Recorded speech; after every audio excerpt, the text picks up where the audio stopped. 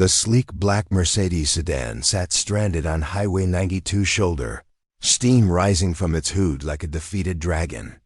Rain pounded the asphalt as thunder rolled across the gray October sky. Inside the luxury vehicle, Victoria Sterling gripped her phone with manicured fingers, her designer suit wrinkled from the stress of the breakdown. 3 towing companies had already declined her call due to the storm's intensity, and her important board meeting in San Francisco was slipping away. With each passing minute, across the highway, Jake Morrison spotted the disabled car through his truck's rain-streaked windshield. His rusty Ford pickup, loaded with tools and spare parts, was a stark contrast to the stranded Mercedes.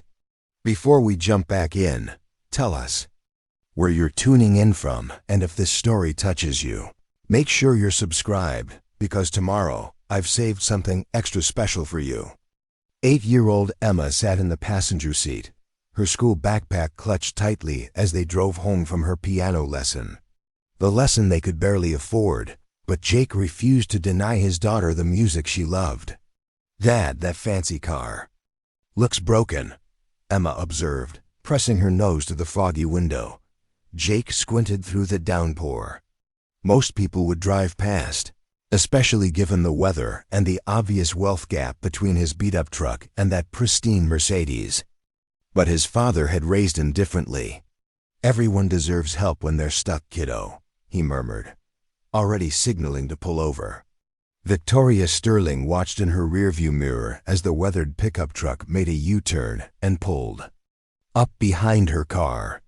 At 34, she had built Sterling Industries into a tech empire worth over $3 billion, yet she found herself completely helpless against an overheated engine and a storm.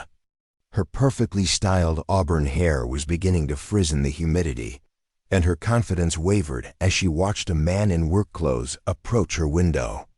Jake tapped gently on the glass, rain dripping from his baseball cap. Victoria hesitated before lowering the window just enough to hear him over the storm. "Engine trouble?" he asked, his voice calm and reassuring despite the chaos around them. "I'm Jake Morrison, and I run Morrison's Auto Repair in Millfield. Mind if I take a look?" Victoria studied his face, noting the genuine concern in his brown eyes and the weathered hands that spoke of honest work. In her world of corporate sharks and calculated smiles, such authenticity was rare. "I'm Victoria. I've called for towing services, but they're all refusing to come out in this weather."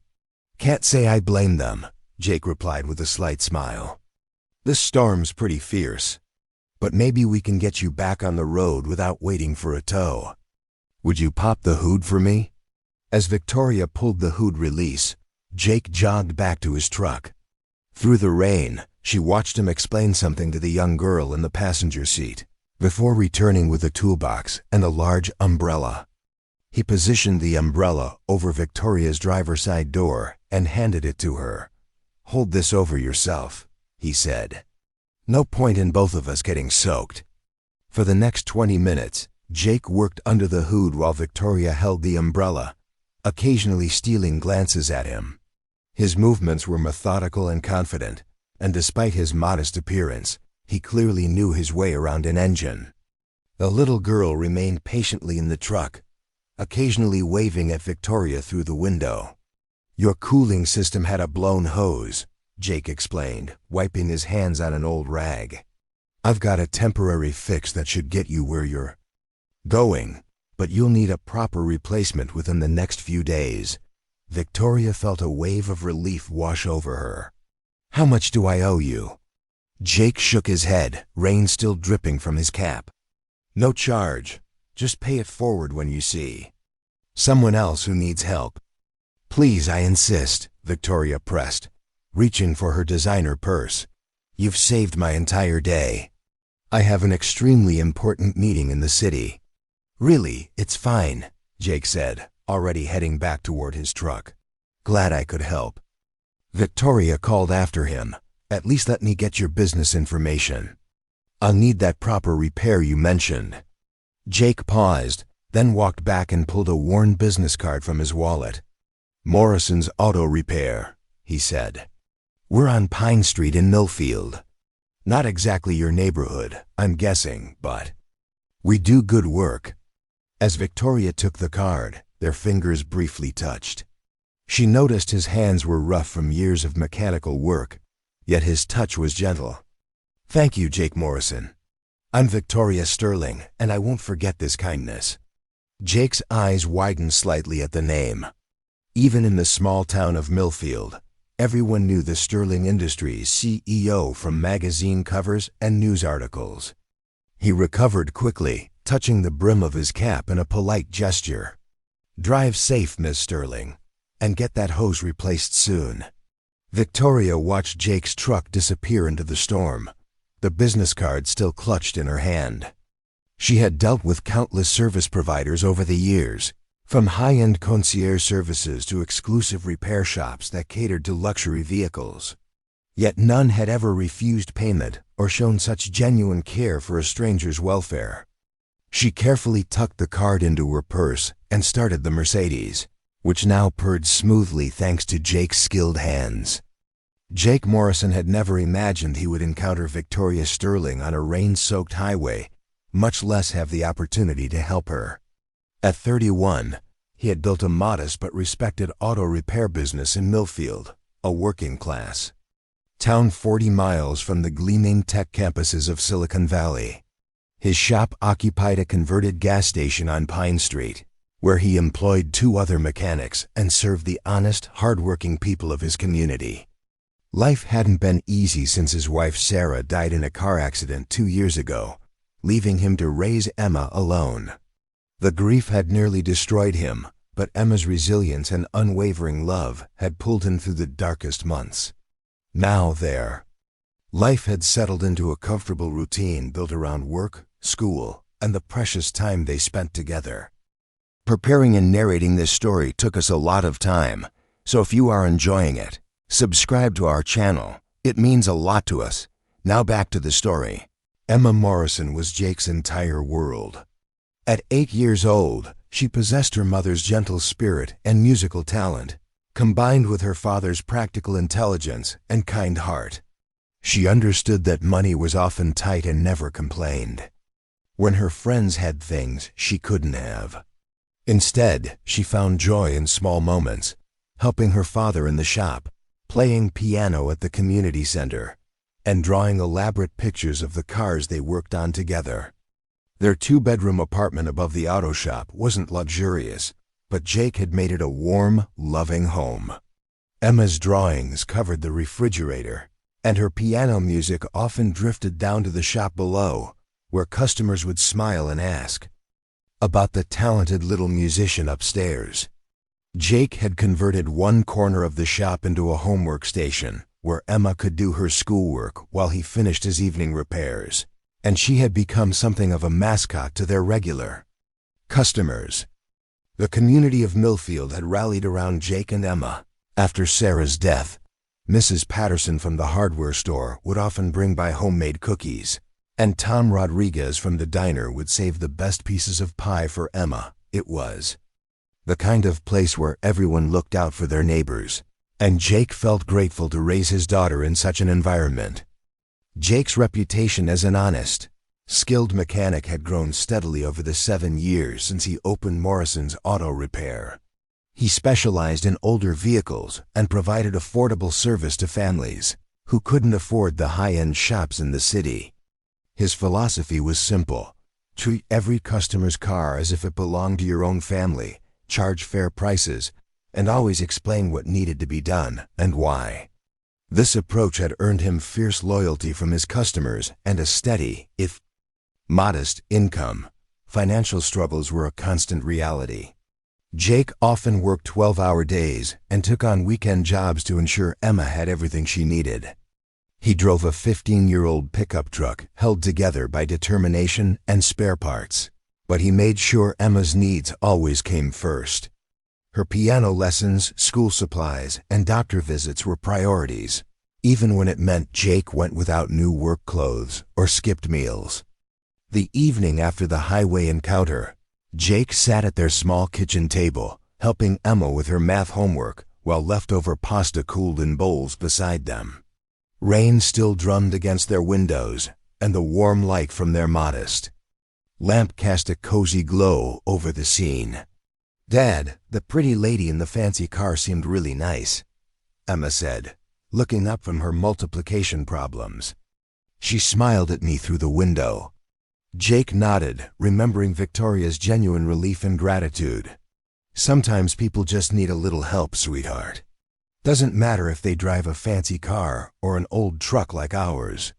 "Will she come to our shop for the real fix?" Emma asked with curious eyes. "I doubt it," Jake replied honestly. "She probably has a special place in the city that works on expensive cars like hers." Emma considered this, then returned to her homework. "Well, I hope she stays safe." Her car was really pretty, but she looked worried. 3 days later, Jake was underneath a 2003 Honda Civic, replacing the transmission fluid pan when he heard the distinctive purr of a high-end engine outside his shop. He slid out from under the car, wiping his hands on his coveralls, and froze when he saw the familiar black Mercedes sedan pulling into his modest lot. Victoria Sterling stepped out of her car, and Jake was struck again by the contrast she presented in his blue-collar environment.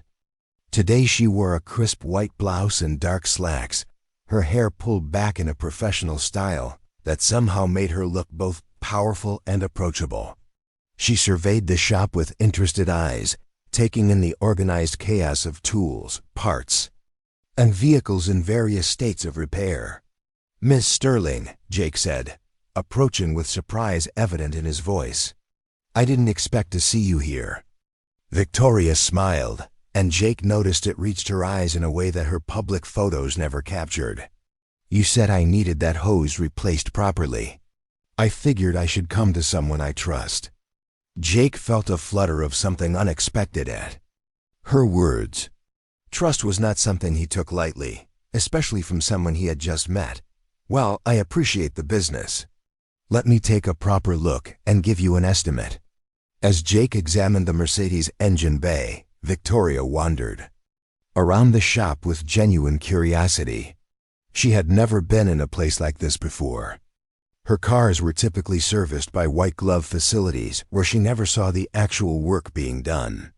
Here, she could observe Jake's methodical approach and obvious expertise as he identified exactly what needed to be done. "Dad, is that the pretty lady from the storm?" Emma's voice came from the homework corner, where she had been working on a geography project. Victoria turned to see the young girl approaching with a shy smile. Up close, she could see Emma had her father's warm brown eyes and a sprinkling of freckles across her nose.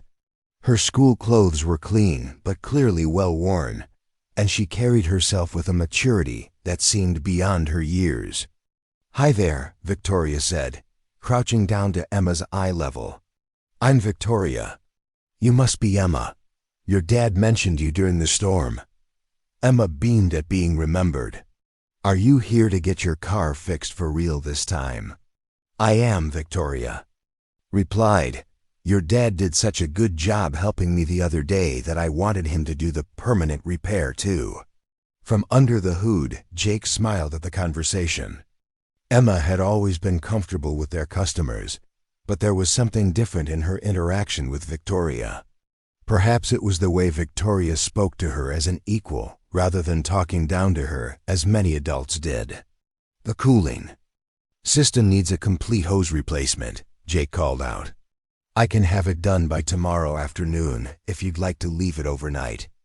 I'll also check the rest of the system to make sure everything else is in good shape." Victoria considered this. Her usual impulse would be to arrange for a rental car through her assistant and have someone pick up the Mercedes when it was ready. But something about this place, about Jake's honest approach and Emma's bright presence, made her want to stay involved in the process.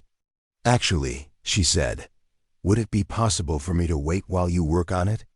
I have some calls I could make, and I'd like to understand more about what needs to be done." Jake paused in his examination, surprised by the request. Most customers, especially wealthy ones, preferred to drop off their vehicles and return when the work was completed. "Sure, if you don't mind the noise and the smell of motor oil. Emma's got a comfortable chair in her corner if you need to make those calls." For the next 3 hours, Victoria found herself immersed in a world completely foreign to her usual experience. She watched Jake work with a precision and care that reminded her of the best surgeons she had met during her charity work at hospitals. His hands moved with practiced confidence as he replaced hoses and checked connections, and he explained each step in terms she could understand without being condescending. Emma, meanwhile, had appointed herself as Victoria's unofficial guide to the shop. She showed off her homework corner, explained the different tools and their purposes, and shared stories about the regular customers who had become like extended family. Victoria found herself charmed by the young girl's intelligence and warmth, and struck by the obvious love between father and daughter. "My mom used to help Dad in the shop sometimes," Emma mentioned while Victoria reviewed some documents on her phone. She wasn't very good with tools, but she was really good at talking to customers and making them feel welcome. Victoria looked up from her phone, noting the wistful tone in Emma's voice. "She sounds like she was a wonderful person." "She was," Emma said simply. "Dad says she would have liked you. She always said you could tell a lot about people by how they treat others when they don't have to." The comment hit Victoria unexpectedly deep. In her corporate world, almost every interaction was transactional, driven by mutual benefit or strategic advantage. Yet here was a child who had immediately seen past the expensive clothes and luxury, card as something more fundamental about character. When Jake finished the repairs, he presented Victoria with a detailed explanation of the work performed, and a bill that was shockingly reasonable compared to what she was accustomed to paying for luxury car service. She studied the invoice, noting the fair labor charges and the fact that Jake had only replaced what was actually necessary rather than upselling additional services. "This seems very reasonable," Victoria said, pulling out her wallet. Jake shrugged. "I charge what the work is worth. No point in gouging people just because they can afford it." As Victoria prepared to leave, Emma ran up to her with a folded piece of paper. "I drew this for you," she said shyly. "It's your car, but I made it extra shiny." Victoria unfolded the drawing to reveal a remarkably detailed sketch of her Mercedes, complete with carefully colored details and a smiling stick figure behind the wheel. At the bottom, Emma had written in careful cursive, "Thank you for trusting my dad. Love, Emma." "This is beautiful, Emma," Victoria said, genuinely moved. "I'm going to frame this and put it in my office." Emma's face lit up with pride, and Jake felt his heart swell watching the interaction. It had been a long time since he had seen Emma connect so naturally with someone new, and Victoria's obvious sincerity touched him deeply. As Victoria drove away, she found herself thinking not about the excellent repair work or the reasonable price, but about the warmth and authenticity she had experienced in that modest shop. Emma's drawing lay carefully on her passenger seat, and she knew she would indeed frame it as promised. For the first time in years, she had encountered people who valued her for who she was rather than what she could provide, and the feeling was both refreshing and unsettling. Jake watched the Mercedes disappear down Pine Street, then returned to his remaining work for the day. But his mind kept drifting back to Victoria's genuine interest in his work and her kind interaction with Emma. He had served wealthy customers before, but none had ever taken the time to understand his process or show such authentic appreciation for his craftsmanship. That evening, as Jake and Emma shared dinner at their kitchen table, Emma chattered excitedly about their distinguished visitor.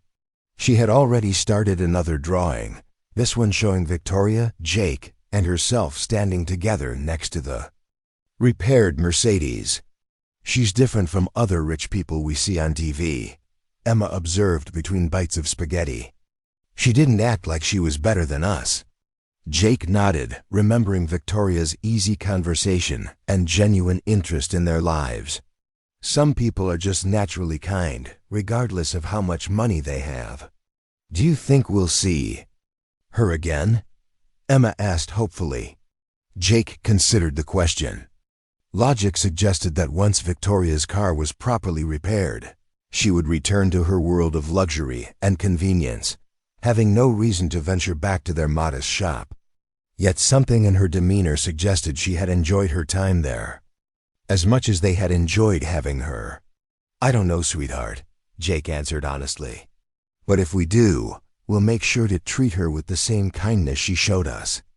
As they cleaned up the dinner dishes, Jake found himself hoping that somehow their paths would cross again. Victoria Sterling represented a world completely different from his own, but in their brief interactions, he had glimpsed something genuine and vulnerable beneath her polished exterior. It was a feeling he hadn't experienced since Sarah's death, and while it frightened him, it also awakened possibilities he thought he had lost forever. The next morning brought new customers and familiar routines, but Jake carried with him the memory of Victoria's smile and the unexpected connection he had felt. Little did he know that across town, in her executive suite overlooking the valley, Victoria Sterling was having remarkably similar thoughts about an honest mechanic and his remarkable daughter who had shown her a glimpse of the authentic human connection she had been missing in her carefully controlled world. Victoria Sterling sat in her corner office on the 42nd floor of Sterling Tower, Emma's colorful drawing now mounted in an elegant frame beside her computer monitor. 3 weeks had passed since her visit to Morrison's auto repair, yet she found her thoughts returning to that modest shop and its inhabitants more frequently than she cared to admit. The drawing served as a daily reminder of authentic kindness in a world where most interactions felt calculated and transactional. Her assistant Rebecca knocked on the glass door, entering with the day's schedule and a concerned expression. "Ms. Sterling, you've been declining the usual networking events and charity galas lately. The board members are starting to ask questions about your absence from social functions." Victoria glanced up from her laptop, where she had been reviewing quarterly reports while unconsciously admiring Emma's artwork. "I've been focusing on more meaningful engagements, Rebecca. Speaking of which, I'd like you to research educational programs for underprivileged children in Millfield. Something related to arts or music education." Rebecca raised an eyebrow. Millfield was hardly the type of community that typically received attention from Sterling Industries' philanthropic initiatives, which usually focused on high-profile causes in major metropolitan areas. "Any particular reason for the geographic focus, Ms. Sterling?" "Sometimes the most impactful work happens in overlooked communities," Victoria replied, her fingers unconsciously touching a business card she kept in her desk drawer. "Please have a proposal ready by Friday." Meanwhile, in Millfield, Jake Morrison was discovering that word of Victoria Sterling's visit to his shop had spread through the small town with remarkable speed. Mrs. Patterson mentioned it while picking up bolts at the hardware store. Tom Rodriguez brought it up over coffee at the diner. Even Emma's teacher, Mrs. Chun, had heard about the famous CEO's unexpected appearance at Morrison's auto repair. "Dad, everyone at school wants to know if the rich lady is coming back," Emma said during their Thursday evening routine of homework and leftover pizza. "Jenny Martinez said her mom thinks you're going to become famous now." Jake chuckled, helping Emma with her fractions worksheet. "I don't think fixing one car makes anyone famous, sweetheart." Ms. Sterling was just being practical about getting her vehicle repaired properly. "But she could have gone anywhere," Emma pointed out with 8-year-old logic. "She chose us because she liked us." Jake had to admit Emma's observation held some truth. Victoria could have easily taken her Mercedes to any number of luxury automotive facilities, yet she had specifically sought out his modest shop. The memory of her genuine interest in his work and her natural interaction with Emma continued to puzzle and intrigue him. The following Tuesday brought an unexpected development. Rebecca Chun arrived at Morrison's auto repair, driving a silver Lexus that looked distinctly out of place among the Honda Civics and Ford pickup trucks that comprised Jake's usual clientele. She approached the counter where Jake was reviewing parts orders, her professional demeanor softening slightly as she took in the organized chaos of the working garage. "Mr. Morrison? I'm Rebecca Chun, assistant to Victoria Sterling. Miss Sterling asked me to inquire about your availability for a consultation." Jake looked up from his paperwork, surprised by the formal visit. "A consultation? Is there a problem with her Mercedes? I guaranteed that repair work." "Oh no, nothing like that," Rebecca assured him quickly. "Ms. Sterling was impressed by your expertise and wondered if you might be available to assess a small fleet of vehicles. She's considering expanding her company's automotive program and values your professional opinion." Jake studied Rebecca's earnest expression, trying to understand what kind of consultation a billionaire CEO might need from a small-town mechanic. "What kind of vehicles are we talking about?" "A mix of sedans and SUVs, mostly used for executive transportation. Ms. Sterling is particularly interested in reliability assessments and maintenance recommendations. She mentioned that you have an unusual talent for diagnosing problems that other shops miss." The compliment caught Jake off guard. He took pride in his diagnostic skills, but hearing that Victoria had specifically praised his abilities to her staff felt both flattering and surprising. When would she need this consultation? Would Saturday morning work? "Miss Sterling could meet you at Sterling Industries vehicle facility. She's prepared to compensate you at consultant rates, of course." Jake glanced toward Emma's homework corner, where his daughter was working on a science project about renewable energy. Saturdays were usually reserved for father-daughter time, but the opportunity to work with Sterling Industries was too significant to dismiss casually. "I'd need to bring my daughter along. I don't have childcare on weekends." Rebecca smiled warmly. Ms. Sterling specifically mentioned that Emma would be welcome. "She seemed quite taken with your daughter during her visit here." That Saturday morning, Jake and Emma drove through the gates of Sterling Industries' corporate campus, both of them awed by the immaculate grounds and gleaming buildings. The vehicle facility occupied a separate building designed to accommodate the company's extensive fleet of executive cars, delivery trucks, and service vehicles. Victoria met them at the entrance, dressed casually in jeans and a simple blouse that made her seem more approachable than the polished executive they had met before. Her face lit up when she saw Emma, who had carefully chosen her best dress for the occasion and carried a new drawing tucked under her arm. "Emma, I'm so glad you could come," Victoria said, kneeling to the girl's level.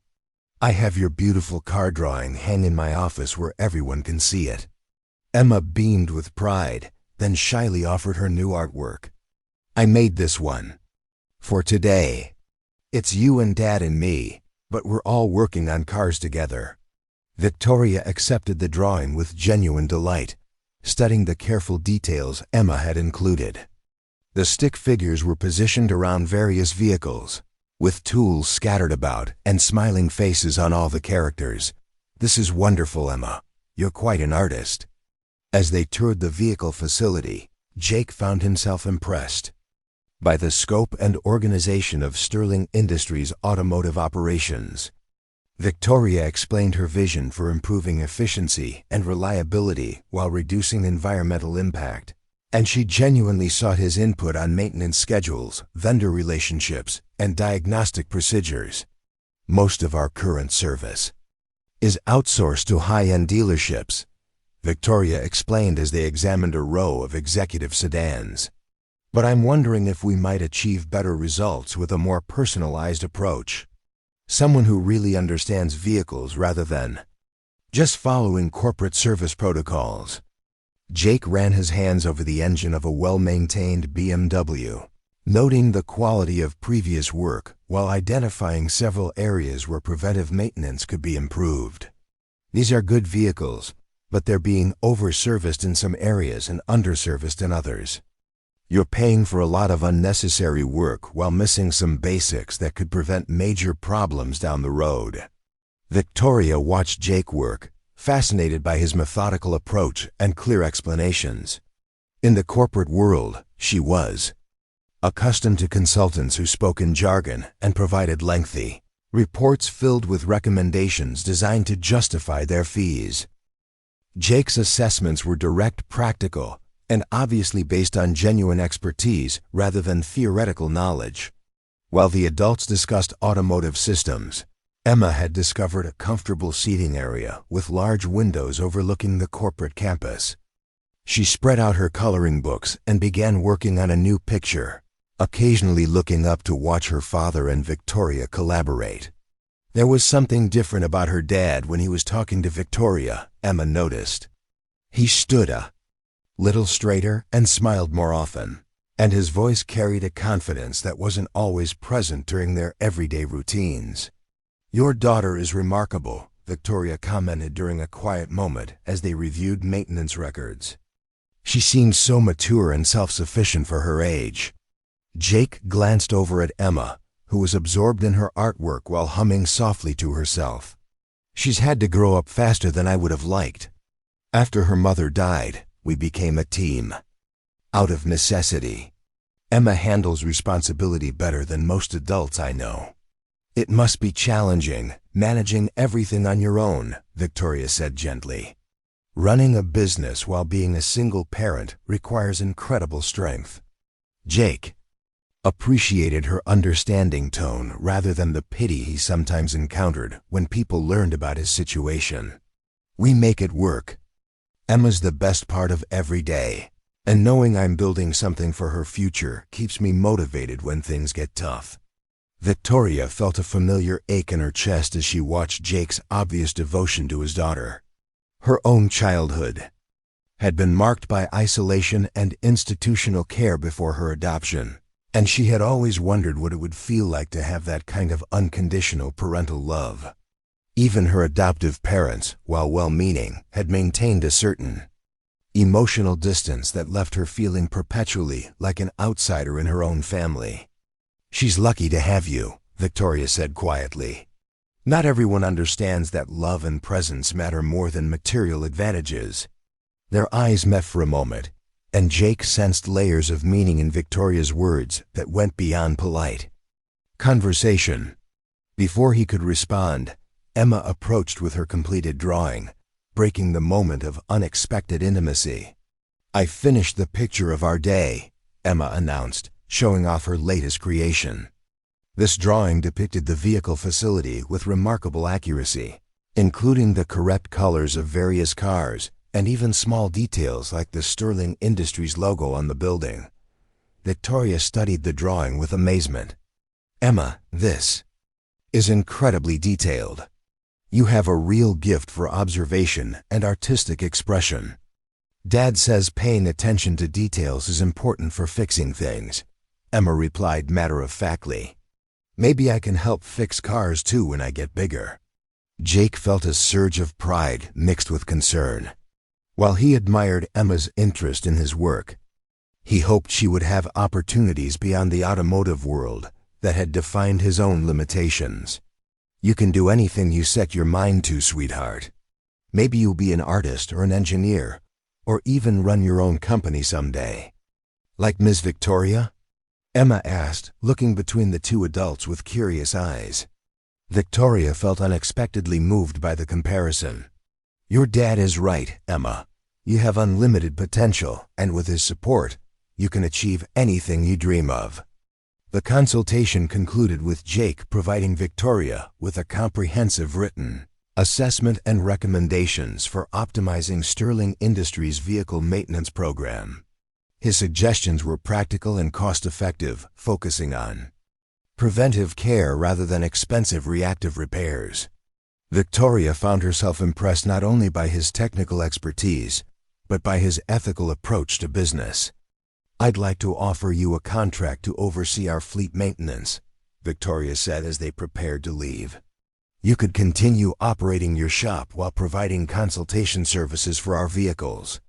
The compensation would be substantial, enough to provide financial security for you and Emma." Jake considered the offer carefully. The financial benefits were undeniable, and the professional recognition would certainly elevate his standing in the automotive community. However, he was wary of becoming dependent on a single large client, especially one whose world operated so differently from his own. "I appreciate the offer, Miss Sterling, and I'm honored by your confidence in my abilities. Could I have some time to think it over? I want to make sure I can deliver the quality of service you deserve without compromising my existing commitments to my regular customers." Victoria nodded, respecting his thoughtful approach to such an important decision. "Of course, take all the time you need. In the meantime, perhaps Emma would like to visit Sterling Industries again. We have an excellent art program for employees' children, and I think she might enjoy seeing some of the creative work our design teams do." Emma's eyes widened with excitement at the prospect, and Jake found himself touched by Victoria's continued interest in his daughter's well-being. "That's very generous of you. Emma would love that, wouldn't you, sweetheart?" As they drove home through Millfield's familiar streets, Emma chattered excitedly about their day while Jake reflected on the unexpected turn his life was taking.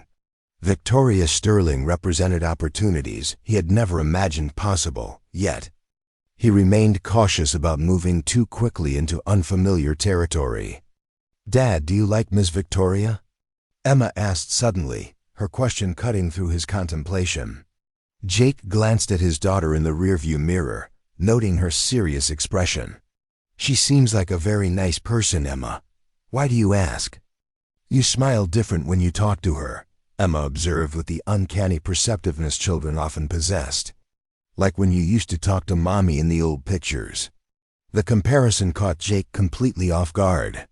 He had been so focused on the professional aspects of his relationship with Victoria that he hadn't examined his personal feelings.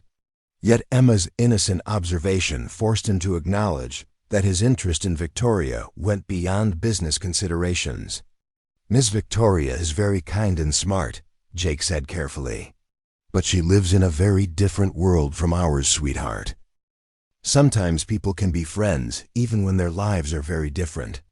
Emma accepted this explanation with a nod, then returned to describing her favorite parts of their visit to Sterling Industries.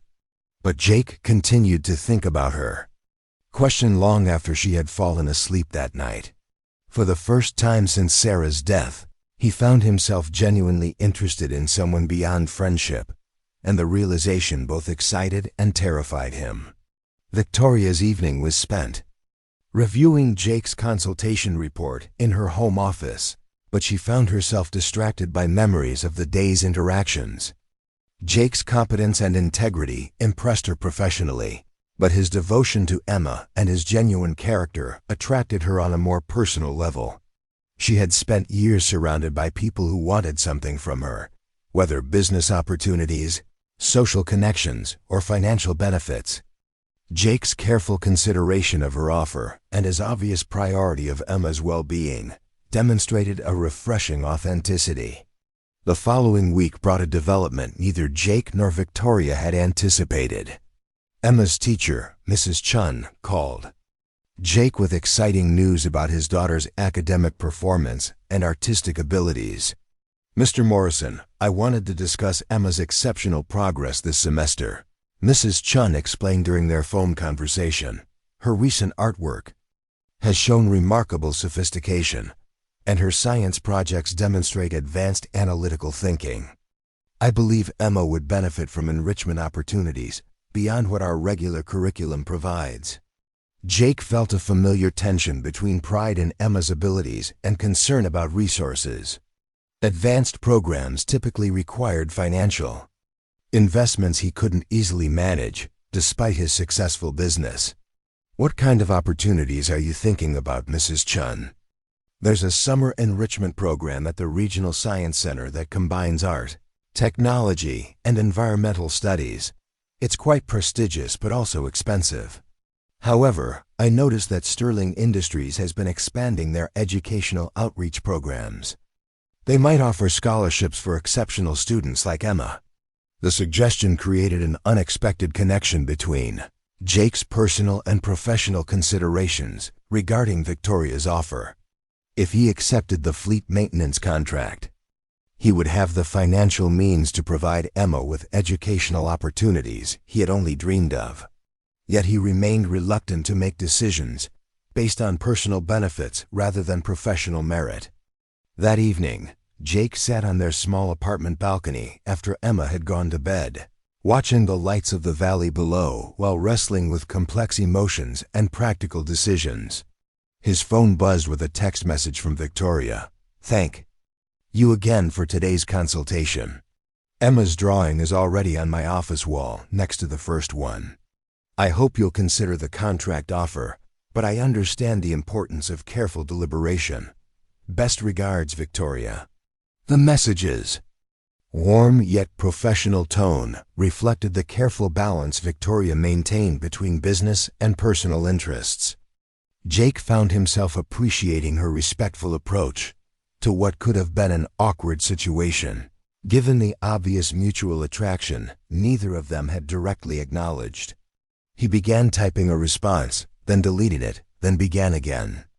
Finally he settled on, "Thank you for including Emma today.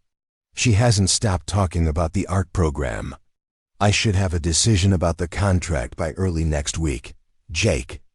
As he sent the message, Jake realized that his decision about Victoria's offer would affect not only his business future but also the development of whatever relationship was growing between them.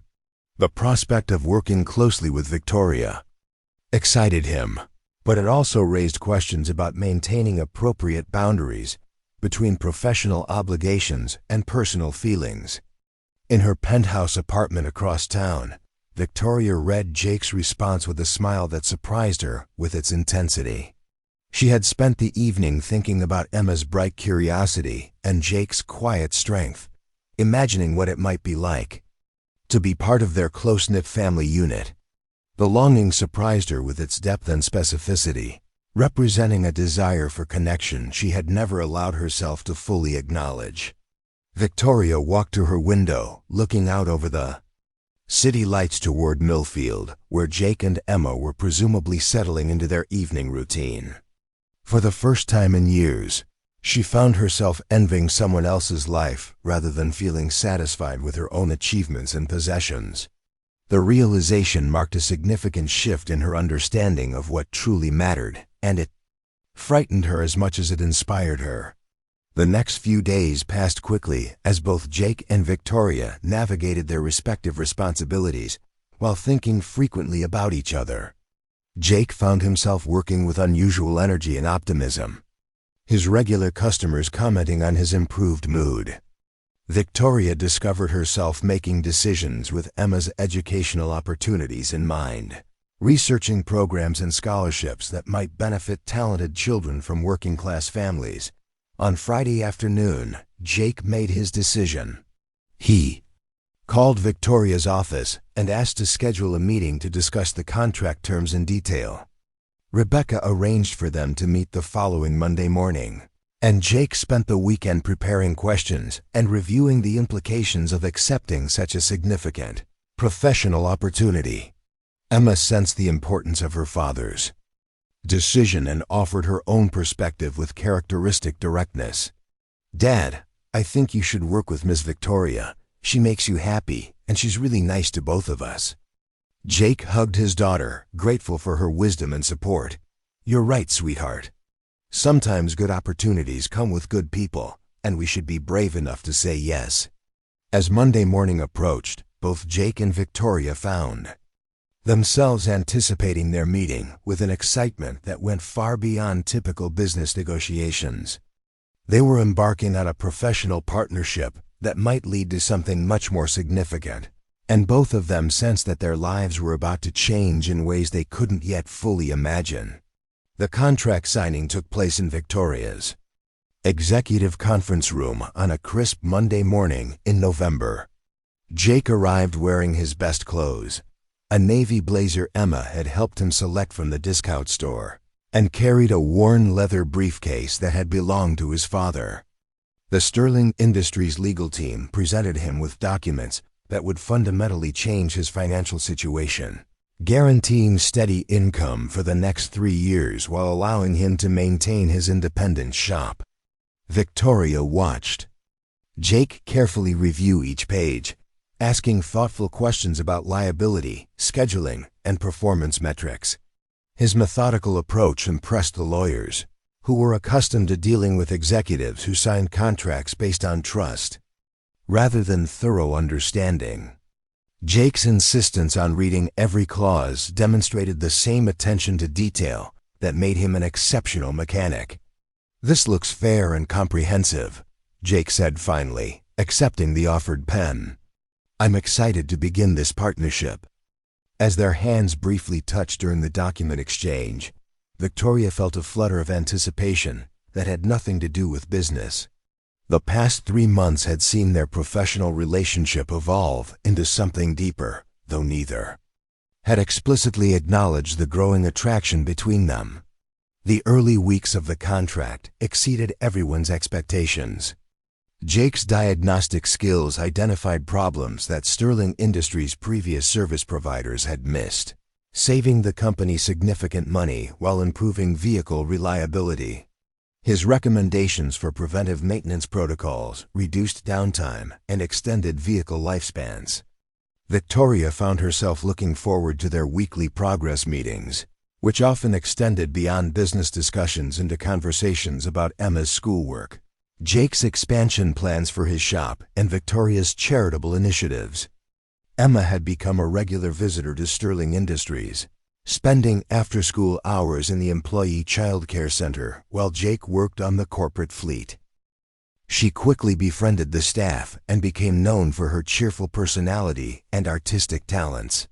Victoria made a point of checking on Emma during these visits, often finding excuses to walk through the childcare area just to see the young girl's latest drawings or hear about her school projects. The arrangement seemed perfect until the December board meeting that changed everything. Victoria sat at the head of Sterling Industries' mahogany conference table, presenting quarterly results to 12 board members who represented major shareholders and investment groups. The numbers were exceptional, with the automotive division showing improved efficiency and reduced costs thanks to Jake's contributions. Board member Harrison Blackwood, a silver-haired man who had opposed Victoria's leadership since her appointment as CEO, raised his hand during the presentation. "Ms. Sterling, while these automotive improvements are commendable, I'm concerned about the personal nature of this contract arrangement." Victoria felt her stomach tighten, though she maintained her professional composure. "Could you elaborate on your concern, Mr. Blackwood? Our investigation has revealed that you've been spending considerable personal time with this mechanic and his daughter. There are photographs of you visiting his shop, attending his daughter's school events, and dining together at local establishments. This raises questions about the objectivity of your business decisions." The conference room fell silent as Victoria processed the implications of Blackwood's words. She had been photographed during private moments she thought were unobserved, her personal life scrutinized and interpreted as professional misconduct. The violation felt devastating, but the threat to Jake and Emma felt worse. "My personal relationships don't affect my professional judgment," Victoria replied firmly. The automotive contract was awarded based on performance metrics and cost analysis, not personal considerations. Board member Patricia Hughes, a woman Victoria had considered an ally, spoke up with obvious reluctance. "Victoria, we're not questioning your judgment or Mr. Morrison's qualifications. However, the appearance of impropriety could expose the company to legal challenges if disgruntled contractors claim favoritism or if shareholders question fiduciary responsibility." Blackwood leaned forward with barely concealed satisfaction. "I'm proposing we terminate the automotive contract and implement new policies regarding personal relationships between executives and contractors. We need to protect Sterling Industries' reputation and legal standing." Victoria's mind raced as she considered her options. Fighting the board's recommendation would likely succeed in the short term, given her controlling interest in the company. but it would create ongoing conflict that could ultimately damage Sterling Industries' stability. More importantly, the controversy would inevitably become public, subjecting Jake and Emma to media scrutiny they didn't deserve. "I need time to consider the best path forward," Victoria said carefully. "This meeting is adjourned until Wednesday." As the board members filed out, Victoria remained seated, staring at the photographs Blackwood had distributed. They showed innocent moments. Victoria helping Emma with homework at the Sterling Industries Child Care Center. Jake and Victoria reviewing maintenance schedules over coffee, the three of them leaving a restaurant after dinner.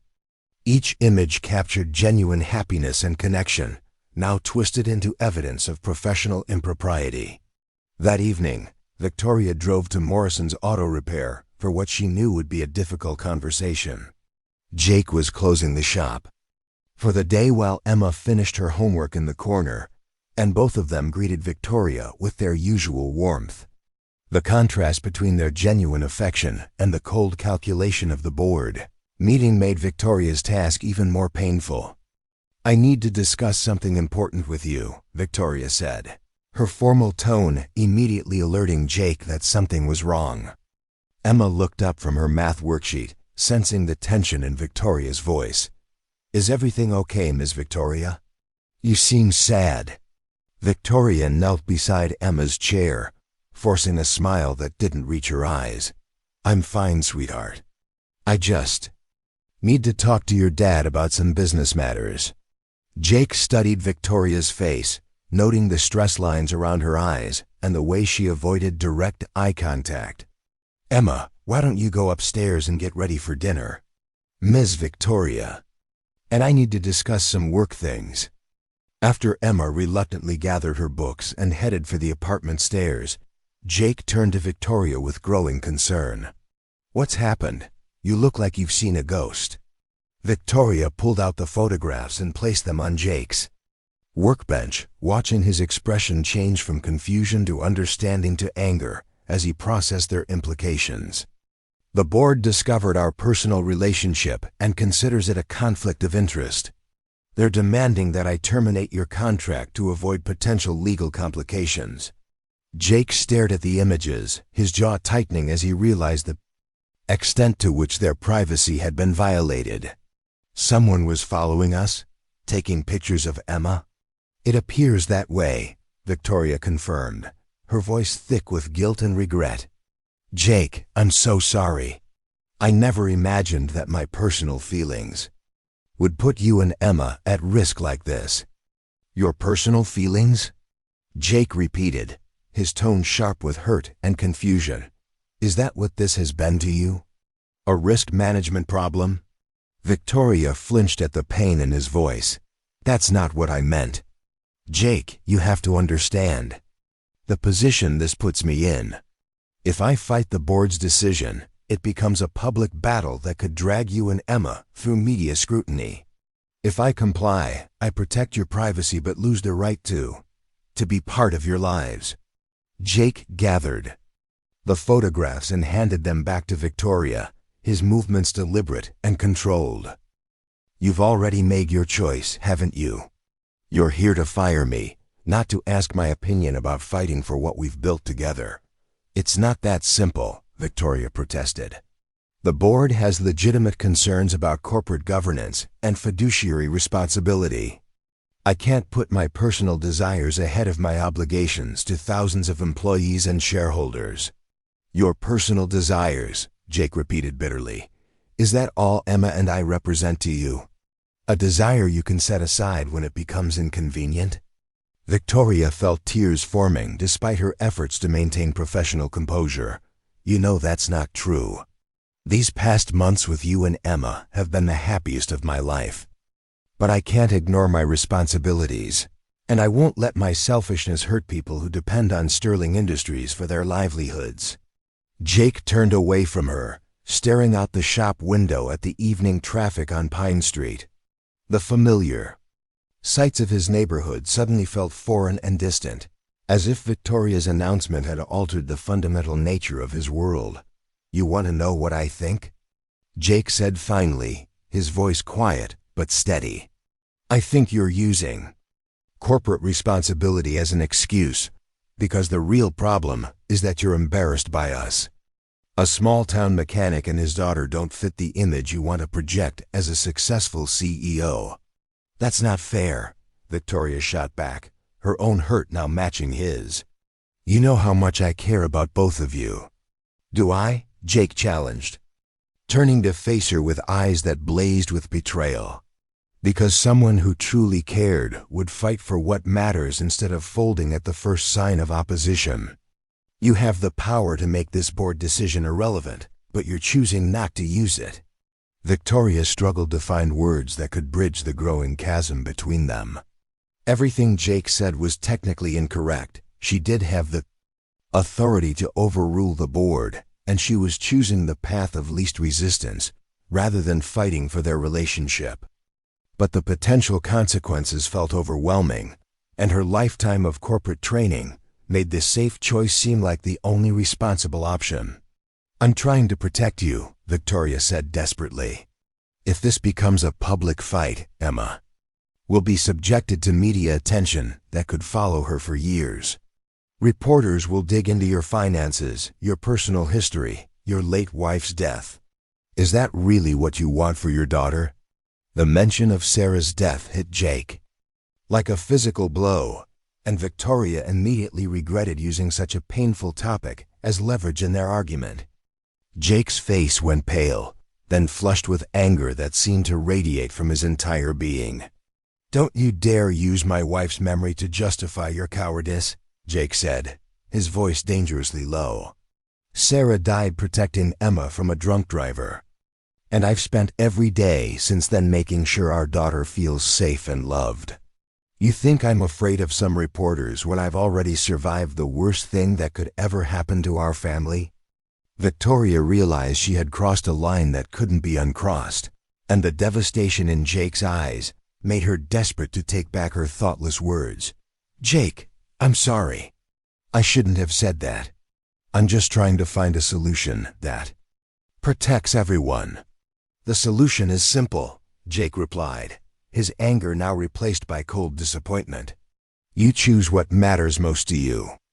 Apparently, that's your reputation and your board's approval, not the family you claim to care about." "That's not true," Victoria whispered, but even she could hear the lack of conviction in her voice. Jake walked to his desk and pulled out the Sterling Industries contract, then methodically tore it into pieces while Victoria watched in stunned silence. "There's your solution, Miss Sterling. No more conflict of interest, no more questions about your professional judgment. You can go back to your board meeting and tell them the problem has been resolved." "Jake, please don't do this," Victoria pleaded. "We can find another way. Maybe I could step back from day-to-day involvement in the automotive division, or we could implement additional oversight procedures." "You still don't understand," Jake said sadly. "This isn't about corporate policies or business procedures. This is about trust. And you've just shown me that when things get difficult, you'll choose the safe path over the people you claim to love." The word love hung in the air between them, acknowledgement of feelings neither had previously voiced aloud. The timing made it feel like both a revelation and an ending, hope and heartbreak combined in a single moment of brutal honesty. "I do love you," Victoria said quietly. "Both of you. That's why I'm trying to protect you from the consequences of my world." "Love means being willing to fight for what matters," Jake replied. "It means choosing courage over convenience, even when the cost is high." "You're not protecting us, Victoria. You're protecting yourself from having to choose between your comfortable life and an uncertain future with people who don't fit your image." Before Victoria could respond, Emma's voice drifted down from the apartment stairs. "Dad, is Miss Victoria staying for dinner? I set an extra place just in case." The innocent question broke both adults' hearts in different ways. Jake looked at Victoria with a mixture of sadness and finality that made her understand their conversation was over. "Tell Emma that Miss Victoria had to leave for an important business meeting," Jake said softly. "And Victoria? Don't come back. Emma's been hurt enough by people who leave when things get complicated." Victoria felt as if Jake had physically struck her, the comparison to Emma's mother devastating in its accuracy and cruelty. She wanted to argue, to explain the complexity of her position, to make him understand that her choice was motivated by love rather than selfishness. Instead, she simply nodded and walked toward the door. "For what it's worth," she said without turning around, "you're wrong about my motivations. But you're right about the result, and that's what matters." Victoria drove back to Sterling Tower through blurred vision, her carefully constructed world feeling hollow and meaningless, without the warmth that Jake and Emma had brought to her life. She had achieved her goal of protecting them from media scrutiny and corporate politics, but the victory felt like the most devastating defeat she had ever experienced. In his apartment above the shop, Jake sat on Emma's bed as she brushed her teeth, dreading the conversation he knew they had to have. Emma had noticed Victoria's absence at dinner and asked repeatedly when she would visit again. The hopeful expectation in his daughter's eyes made Jake's chest ache with grief for the loss they were both about to experience. "Dad, you've been really quiet tonight," Emma observed as Jake tucked her into bed. "Did something happen with Miss Victoria?" Jake smoothed Emma's hair, searching for words that could explain adult complications to an 8-year-old who had already experienced too much loss. "Miss Victoria has a very important job with big responsibilities, sweetheart. Sometimes those responsibilities make it hard for her to spend time with friends." Emma studied her father's face with the perceptiveness that never failed to surprise him. "Is she not going to visit us anymore?" "I don't think so, Emma. At least not for a while." Emma was quiet for a long moment, then reached over to her knitstand and picked up the latest drawing she had made for Victoria. It showed the three of them at a picnic, with elaborate details of food, flowers, and happy expressions on all the stick figures. "Should I mail this to her office?" Emma asked hopefully.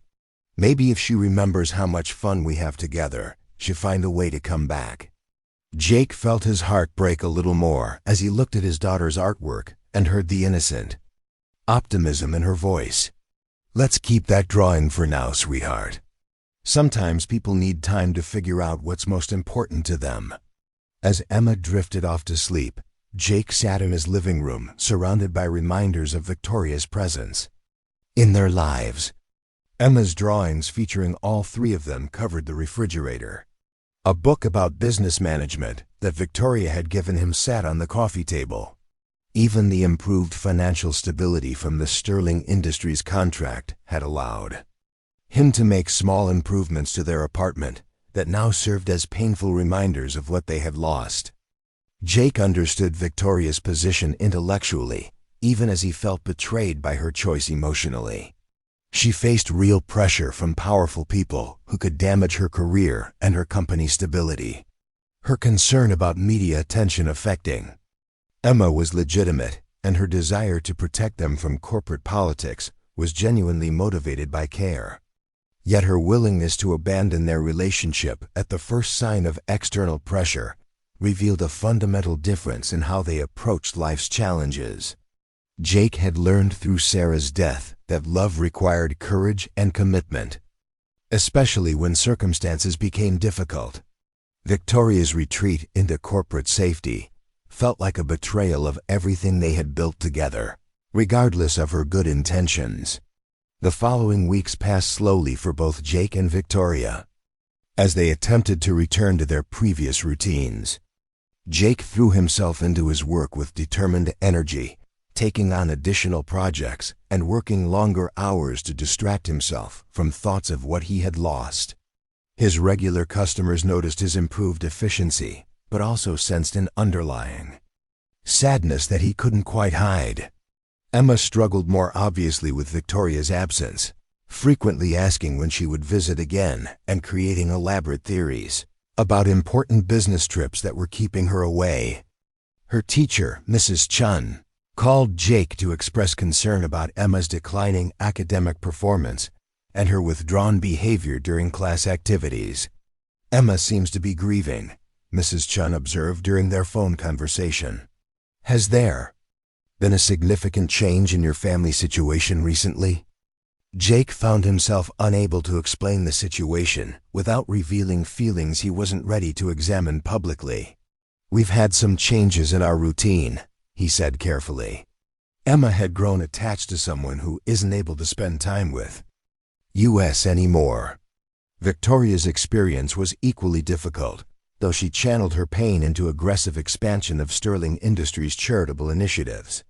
She established scholarship programs, funded after-school activities, and personally visited community centers throughout the region.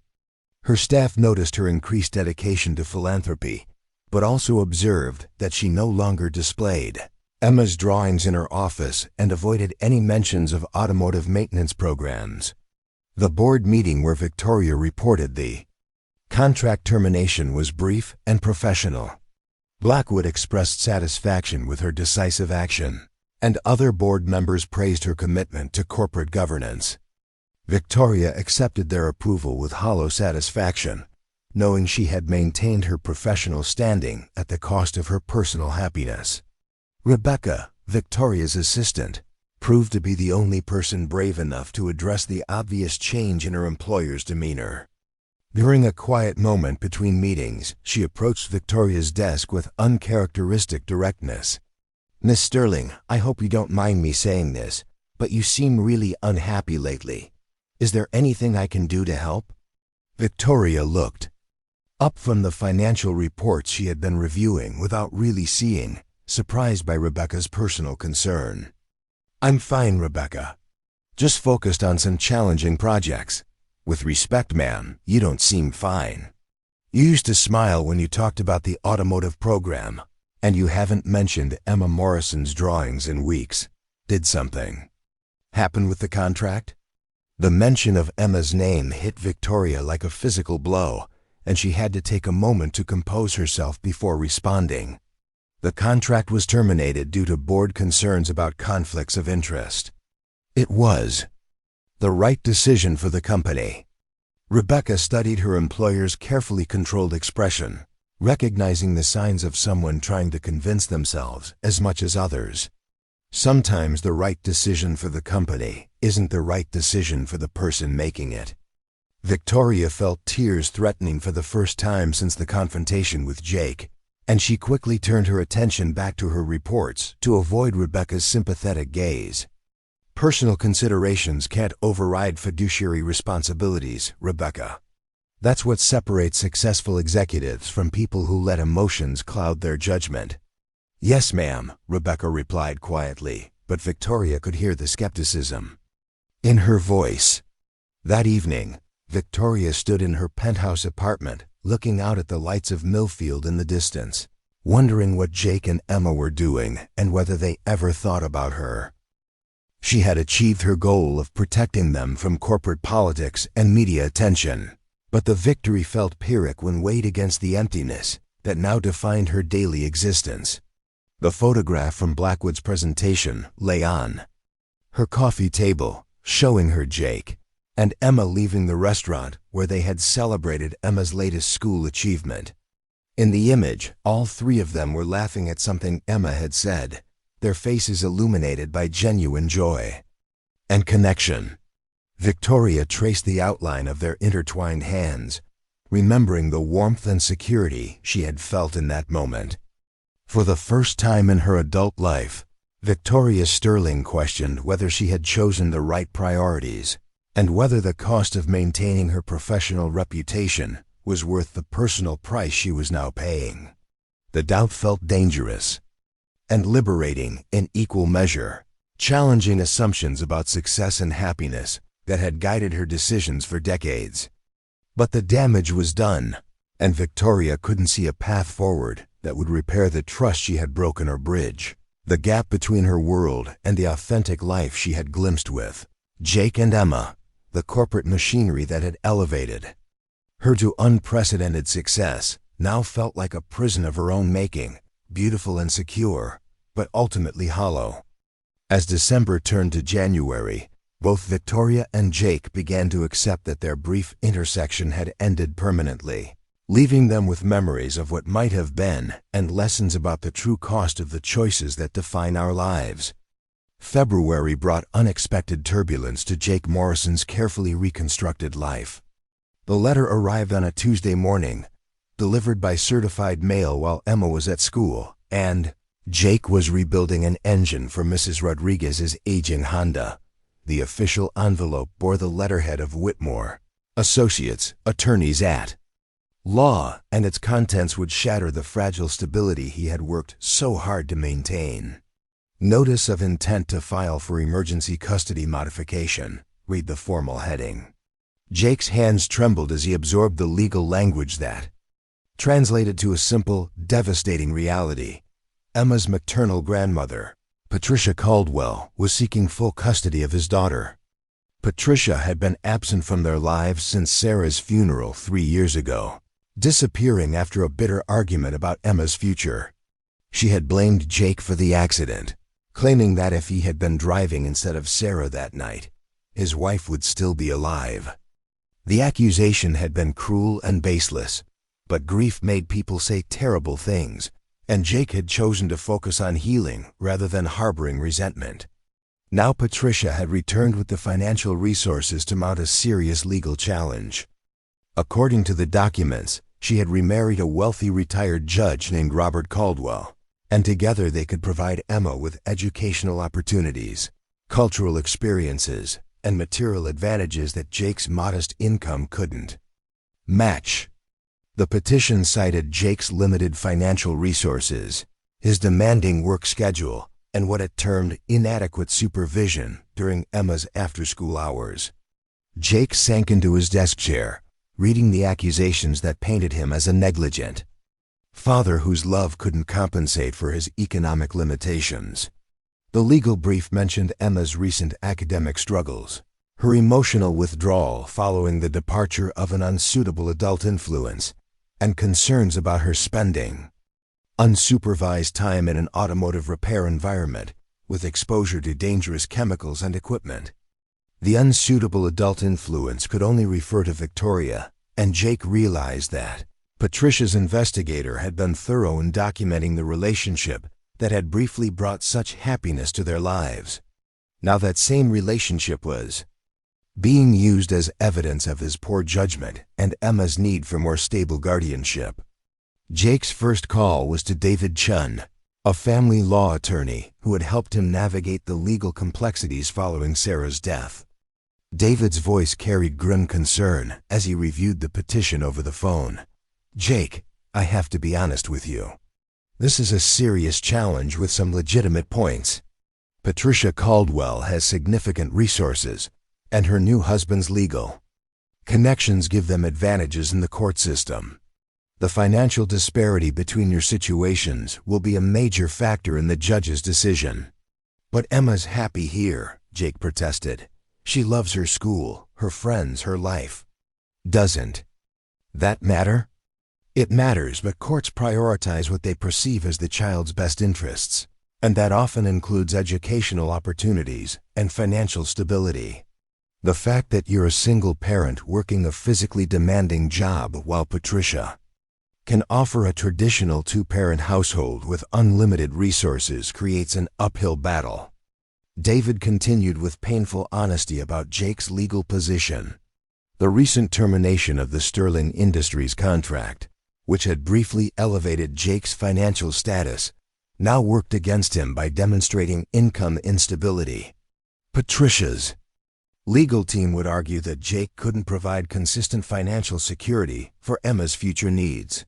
"We'll fight this with everything we have," David assured him. "Your devotion to Emma is obvious, and any reasonable person can see that. She's thriving under your care. But you need to be prepared for the possibility that the court might rule in Patricia's favor, especially if they focus on material advantages rather than emotional bonds."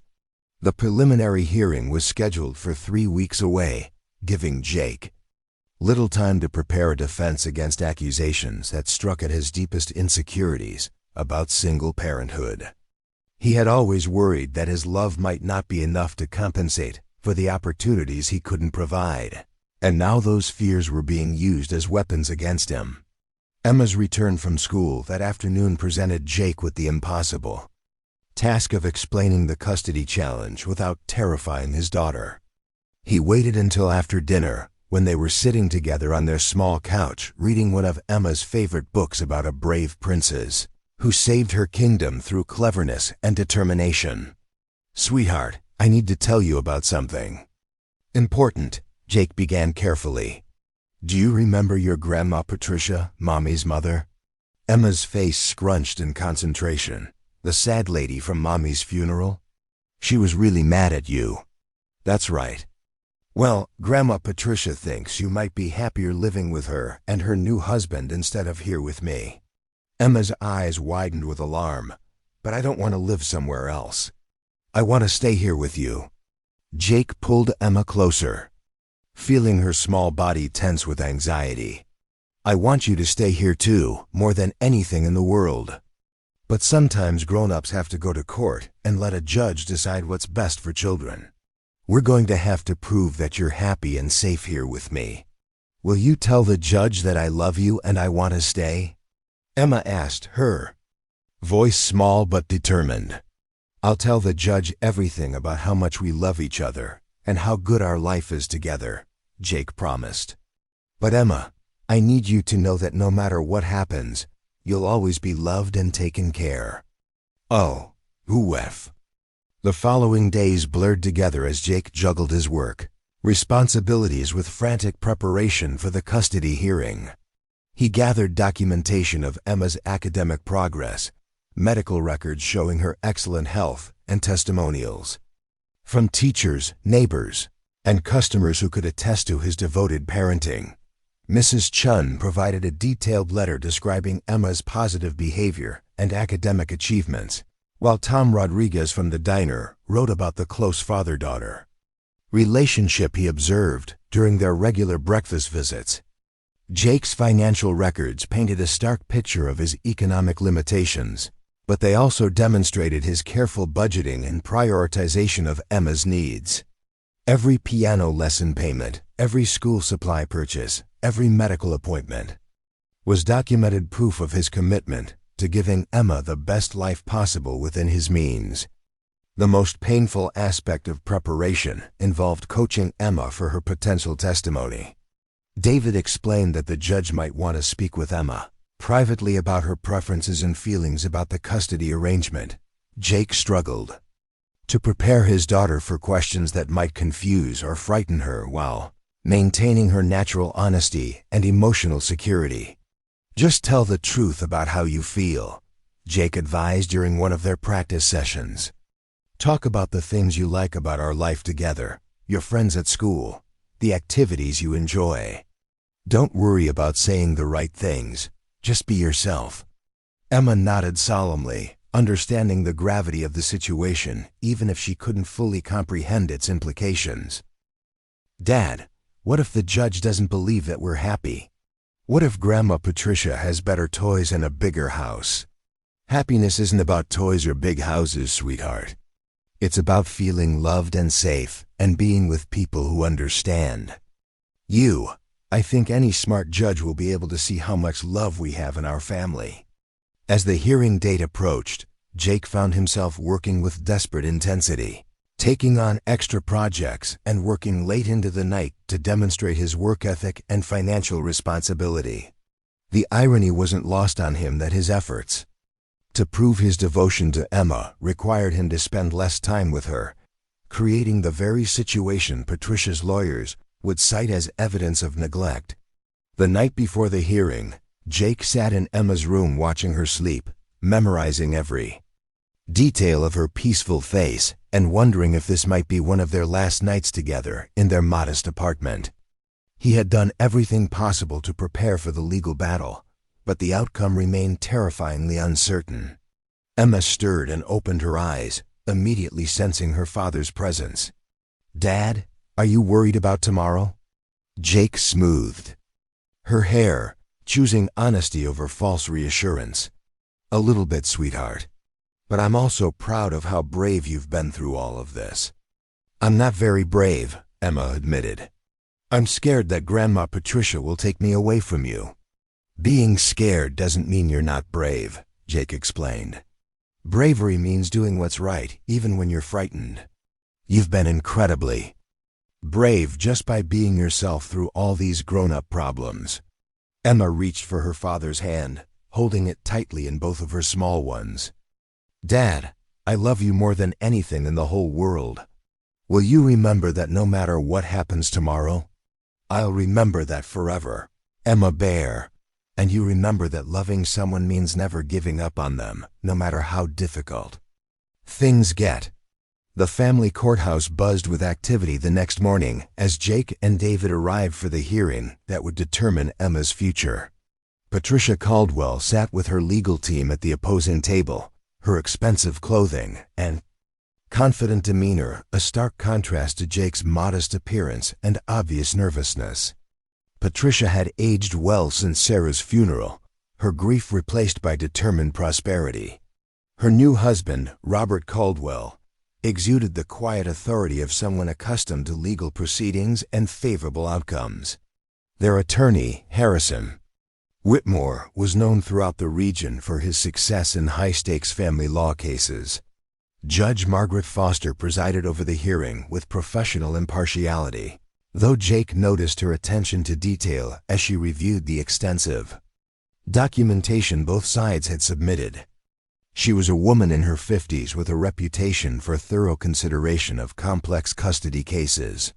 Whitmore presented Patricia's case with clinical efficiency, focusing on the educational and financial advantages the Caldwells could provide.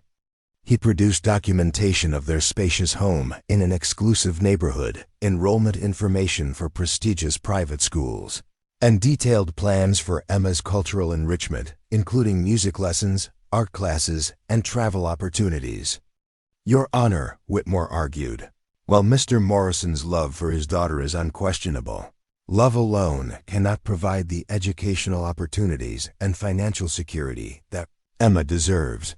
Mrs. Caldwell offers not just emotional support, but the resources necessary to ensure Emma reaches her full potential. The attorney then addressed Jake's relationship with Victoria Sterling, painting it as evidence of poor judgment that had subjected Emma to inappropriate adult situations and unstable emotional influences. The child became attached to this woman, only to have her suddenly disappear from their lives, causing documented academic and emotional difficulties. This pattern of instability is precisely what Mrs. Caldwell seeks to prevent. David's defense focused on the strong emotional bond between Jake and Emma, the stability of their daily routines, and Emma's obvious happiness in her current environment. He called Mrs. Chun as a witness, and her testimony about Emma's academic progress and social development painted a picture of a well-adjusted child thriving under her father's care. Mr. Morrison may not have unlimited financial resources, David argued, but he has provided Emma with something more valuable, unwavering love, consistent presence, and the security of knowing she's the most important thing in his world. Money cannot purchase the devoted attention of a parent who has structured his entire life around his child's well-being. When Jake took the stand, he spoke from the heart about his relationship with Emma, their daily routines, and his dreams for her future. He acknowledged his financial limitations while emphasizing his commitment to providing Emma with every opportunity within his means. I may not be able to send Emma to expensive schools or take her on European vacations, Jake testified, but I can promise her something that money can't buy. A parent who will never stop fighting for her happiness, and who will always put her needs before his own comfort or convenience. Patricia's testimony revealed a woman genuinely concerned about her granddaughter's welfare, but also someone whose grief over Sarah's death had evolved into a need to control Emma's future. She spoke eloquently about the advantages she could provide while subtly criticizing Jake's ability to give Emma the refinement and opportunities appropriate to her potential. Emma is an exceptionally bright and talented child, Patricia explained. She deserves access to the best schools, exposure to cultural experiences, and the security of knowing her future is financially secure. While Jake is undoubtedly devoted to Emma, his limitations may inadvertently restrict her opportunities for growth and achievement. The most emotional moment came when Judge Foster interviewed Emma privately in her chambers. Jake waited in the hallway, his anxiety mounting, as minutes stretched into what felt like hours. When Emma finally emerged, her face was serious but not frightened, and she gave her father a small smile that offered hope without certainty. During the recess, Jake's phone buzzed with an unexpected text message. Victoria Sterling's name appeared on the screen, the first communication they had shared since their devastating confrontation at his shop. The message was brief. "I heard about the custody hearing. Emma is lucky to have you as her father. I'm praying for your family." Jake stared at the message, feeling a complex mixture of gratitude and renewed grief for what they had lost. Victoria's support meant more to him than she could know, even though their relationship had become another weapon for Patricia's legal team to use against him. As they reconvened for Judge Foster's decision, Jake held his breath while she reviewed her notes and considered the testimony she had heard. The courtroom fell silent as she prepared to deliver a ruling that would reshape Emma's entire future. This case presents a challenging decision between two parties who clearly care about Emma's well-being. Judge Foster began, "Mrs. Caldwell can undoubtedly provide material advantages and educational opportunities that Mr. Morrison cannot match. However, the court must consider not just what resources are available, but what environment will best serve Emma's overall development and happiness." Jake felt his heart pounding as the judge continued her deliberation, each word carrying the weight of his entire world. While financial resources are important, they cannot replace the irreplaceable bond between a devoted parent and child. The evidence presented today demonstrates that Emma Morrison is thriving under her father's care, academically, socially, and emotionally. Mr. Morrison has proven his commitment to Emma's well-being through 3 years of devoted single parenting. The judge paused, and Jake could barely breathe as he waited for her final decision. However, the court is concerned about Mr. Morrison's financial stability and his ability to provide for Emma's long-term educational needs. Therefore, I am ordering a 6-month review period during which Mr. Morrison will retain custody while demonstrating improved financial stability and educational planning for Emma's future. Relief flooded through Jake even as he realized the conditional nature of his victory. He had won Emma for now, but the court would revisit their situation in 6 months, and his financial limitations remained a serious threat to their future together. As they left the courthouse, Emma hugged her father tightly while Patricia watched with obvious disappointment. The older woman approached them in the parking lot, her expression softer than it had been during the proceedings. "Jake, I hope you understand that everything I've done comes from love for Emma," Patricia said quietly. "I still believe she deserves more than you can provide, but I respect the court's decision. Please don't let pride prevent you from accepting help if you need it for Emma's sake." Jake nodded, too emotionally drained to harbor anger toward a woman whose motivations, however misguided, came from genuine concern for Emma's welfare. "I appreciate that, Patricia. Emma needs to know her grandmother loves her, even when we disagree about what's best for her future." That evening, as Jake tucked Emma into bed in their familiar apartment, she asked the question that had been weighing on both their minds. "Dad, what happens in 6 months when the judge looks at our life again?" Jake sat on the edge of her bed, struggling to find words that would be honest without being frightening. "We have 6 months to show the court that we're doing well and that I can provide for your future education. It means I need to work harder and save more money, but it also means we get to stay together and prove how strong our family is." Emma considered this, then reached under her pillow and pulled out the drawing she had made for Victoria months earlier. the one showing all three of them working on cars together. "Dad, do you think Miss Victoria knows about the court thing? Maybe she could help us show the judge how happy we were she was part of our family." The innocent suggestion hit Jake like a physical blow, reminding him of everything they had lost and the role that relationship had played in creating their current crisis. Yet Emma's instinct was sound. Victoria's support could indeed help their case, if she were willing to provide it, and if Jake could swallow his pride enough to ask. "Miss Victoria has her own important responsibilities, sweetheart," Jake said carefully. "But I know she cares about you, and she wants us to be happy together." As Emma drifted off to sleep, Jake found himself staring at his phone, Victoria's earlier text message still glowing on the screen. The 6-month deadline loomed ahead of them like a mountain to climb, and Jake realized he might need allies he had never expected to require. The next morning brought a development that would change everything.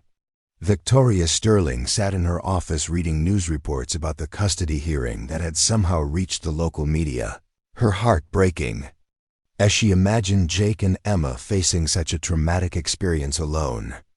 The articles painted Jake as a struggling single father fighting to keep his daughter despite financial limitations, while portraying Patricia Caldwell as a concerned grandmother offering superior opportunities. Victoria had spent the night wrestling with her conscience, knowing she possessed the resources to help Jake's situation while understanding that her involvement might complicate rather than improve his legal position. Her romantic feelings for Jake made any assistance potentially suspect, yet her genuine care for Emma's welfare demanded action. Harrison Blackwood's voice interrupted her contemplation as he knocked on her office door.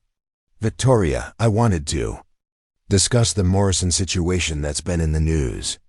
I trust you're maintaining appropriate distance from this family's legal troubles." Victoria looked up from the newspaper articles, her expression carefully neutral. "I'm concerned about a child's welfare, Harrison. That's hardly inappropriate for someone in my position. Your previous relationship with this mechanic created significant complications for the company," Blackwood reminded her. "Any further involvement could reopen questions about your judgment and the board's confidence in your leadership." The implicit threat was clear. Supporting Jake and Emma could cost Victoria her position as CEO. Blackwood had been waiting for an opportunity to challenge her authority, and her involvement in a controversial custody case could provide the ammunition he needed. Victoria stood and walked to her window, looking out over the valley toward Millfield, where Jake and Emma were presumably beginning their day with the weight of an uncertain future hanging over them. She thought about Emma's bright smile, Jake's devoted parenting, and the happiness she had experienced during their brief time together. "Harrison," Victoria said finally, turning to face the man who represented everything calculating and heartless about corporate politics, "I think it's time we had a conversation about what kind of company Sterling Industries really wants to be." The decision Victoria was about to make would risk everything she had built professionally, but for the first time in months, she felt the clarity that came from choosing love over fear, courage over safety. The battle for Emma's future was about to take an unexpected turn that would test everyone's true priorities and values. Victoria Sterling walked into the emergency board meeting she had called for Friday morning, carrying a folder that would either secure her future or destroy her career. The Sterling Industries conference room felt different now, no longer a symbol of power but a battlefield where she would fight for what truly mattered. Harrison Blackwood sat at his usual position, confident that Victoria's involvement with Jake Morrison would finally give him the leverage to remove her from leadership.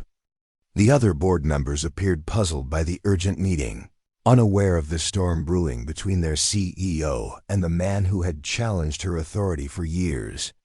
"Ladies and gentlemen," Victoria began, her voice steady despite the magnitude of what she was about to propose.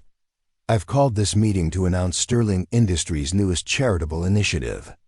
We're establishing the Emma Morrison Educational Foundation, with an initial endowment of $50 million. The room erupted in surprised murmurs. Patricia Hughes leaned forward with obvious concern. Victoria, while educational philanthropy is admirable, $50 million seems excessive without proper committee review. Blackwood's face darkened as he realized Victoria's strategy. This is exactly the kind of impulsive decision-making that concerns the board. You're using company resources to benefit your personal relationship with this mechanic. Victoria had anticipated his objection. The foundation will support educational opportunities for children from working-class families throughout the region. Emma Morrison will be the first recipient, but hardly the only beneficiary. We're investing in the next generation of innovators and leaders. Conveniently starting with the daughter of a man you have romantic feelings for, Blackwood pressed. This is precisely the conflict of interest we discussed months ago. Victoria stood and walked to the window, gathering courage for the revelation that would change everything. You're absolutely right, Harrison. I do have romantic feelings for Jake Morrison.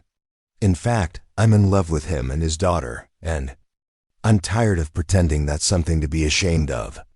The conference room fell silent as board members processed this unexpected confession. Victoria continued without turning around. For 34 years, I've built my life around professional achievements and financial success.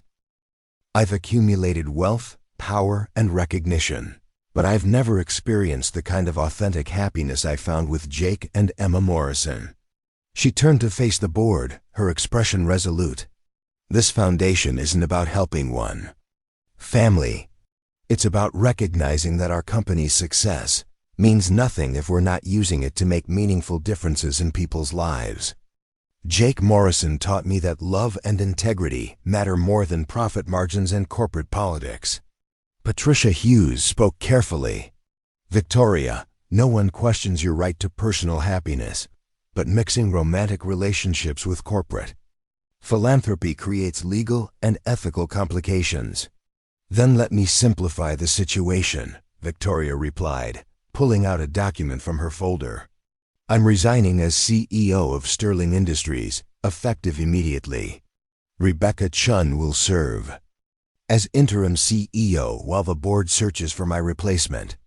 The announcement stunned everyone, including Blackwood, who had expected to force Victoria's resignation rather than witness her voluntary departure.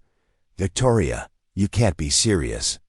You've spent your entire adult life building this company. I've spent my entire adult life building someone else's version of success, Victoria corrected. Charles Caldwell's vision of what my life should look like. But I've discovered that real success means having the courage to choose love over fear, even when the cost seems overwhelming. She placed her resignation letter on the conference table. The foundation will be funded through my personal assets, not company resources. I'm also transferring my controlling interest in Sterling Industries to a trust that will ensure employee welfare and ethical business practices remain priorities regardless of future leadership changes. Victoria looked directly at Blackwood as she delivered her final statement. I'm choosing Jake Morrison and Emma over corporate politics and boardroom manipulation. I'm choosing a life that matters over a position that merely provides power. Within hours of her resignation, Victoria was driving toward Millfield with a specific destination in mind. She had one more stop to make before confronting Jake with her decision to risk everything for their relationship. Morrison's Auto Repair looked exactly the same as it had during her first visit, though now Victoria understood how much courage it must have taken for Jake to help a stranded stranger despite their obvious differences in social status. She parked beside the building and took a deep breath before walking through the familiar door. Jake looked up from an engine diagnostic, his expression shifting from surprise to wariness as he recognized his unexpected visitor, Victoria. What are you doing here? I need to talk to you about Emma's custody situation, Victoria said directly, and about the mistakes I made when I chose corporate safety over our relationship.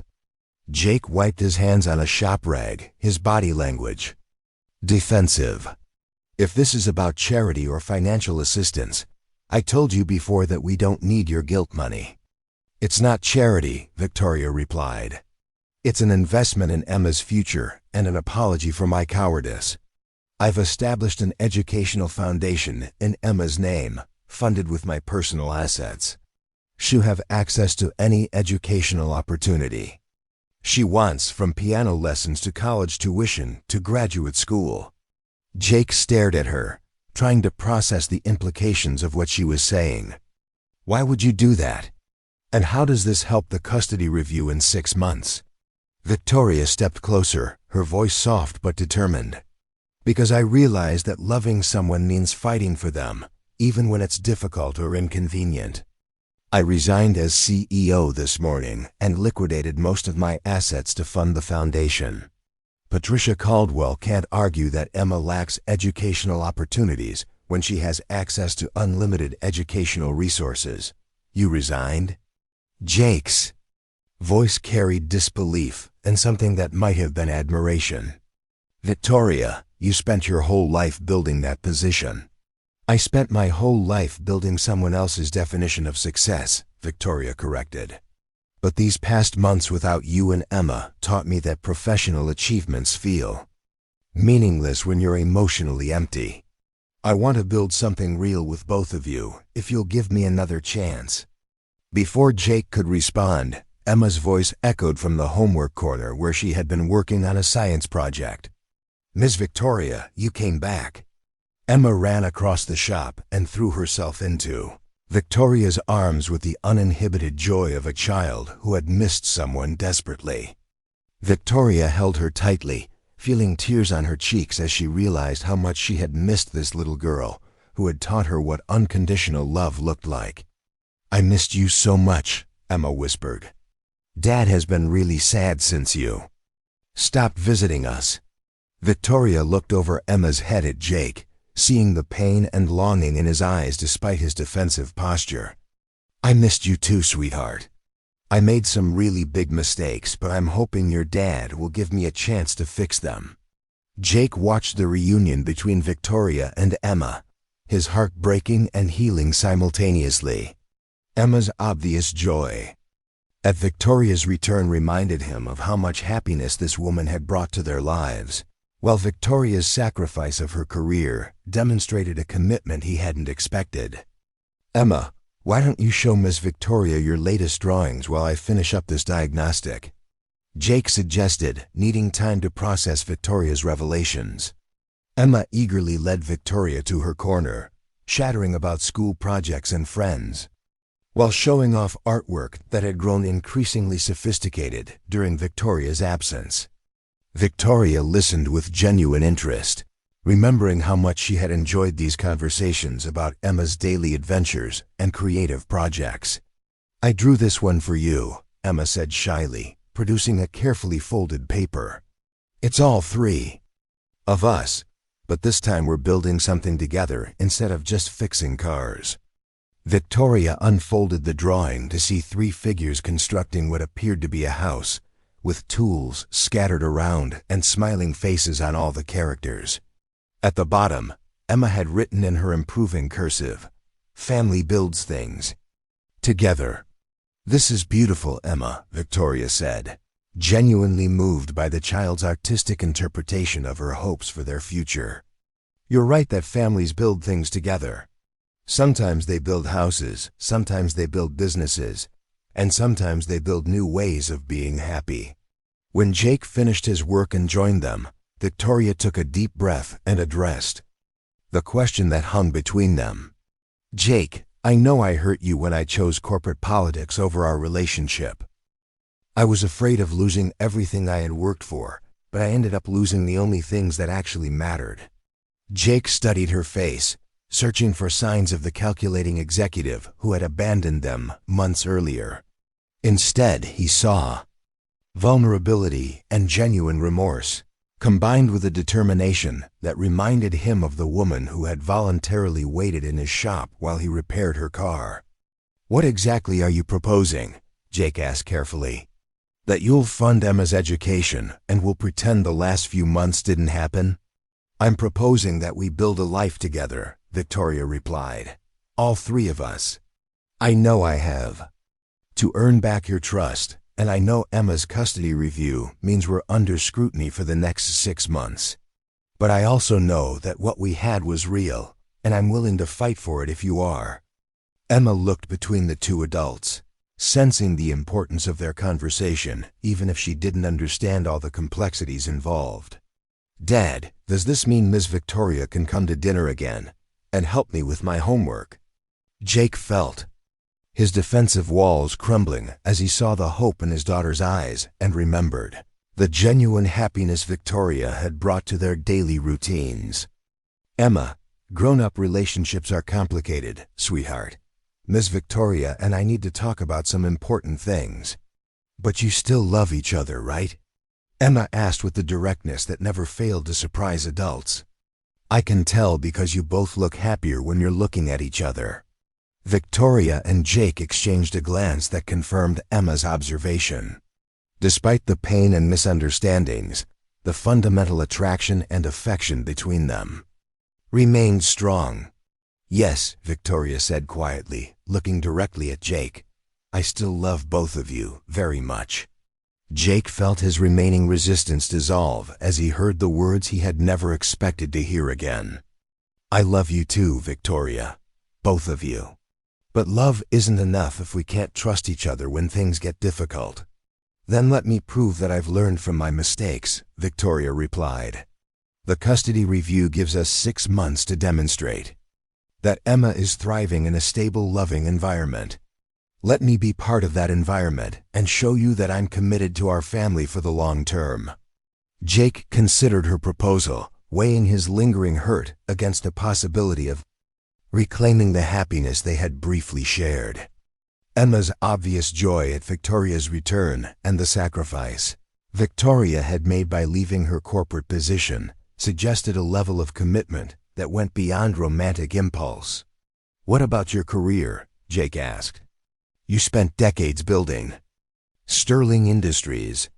Are you really prepared to walk away from that world permanently?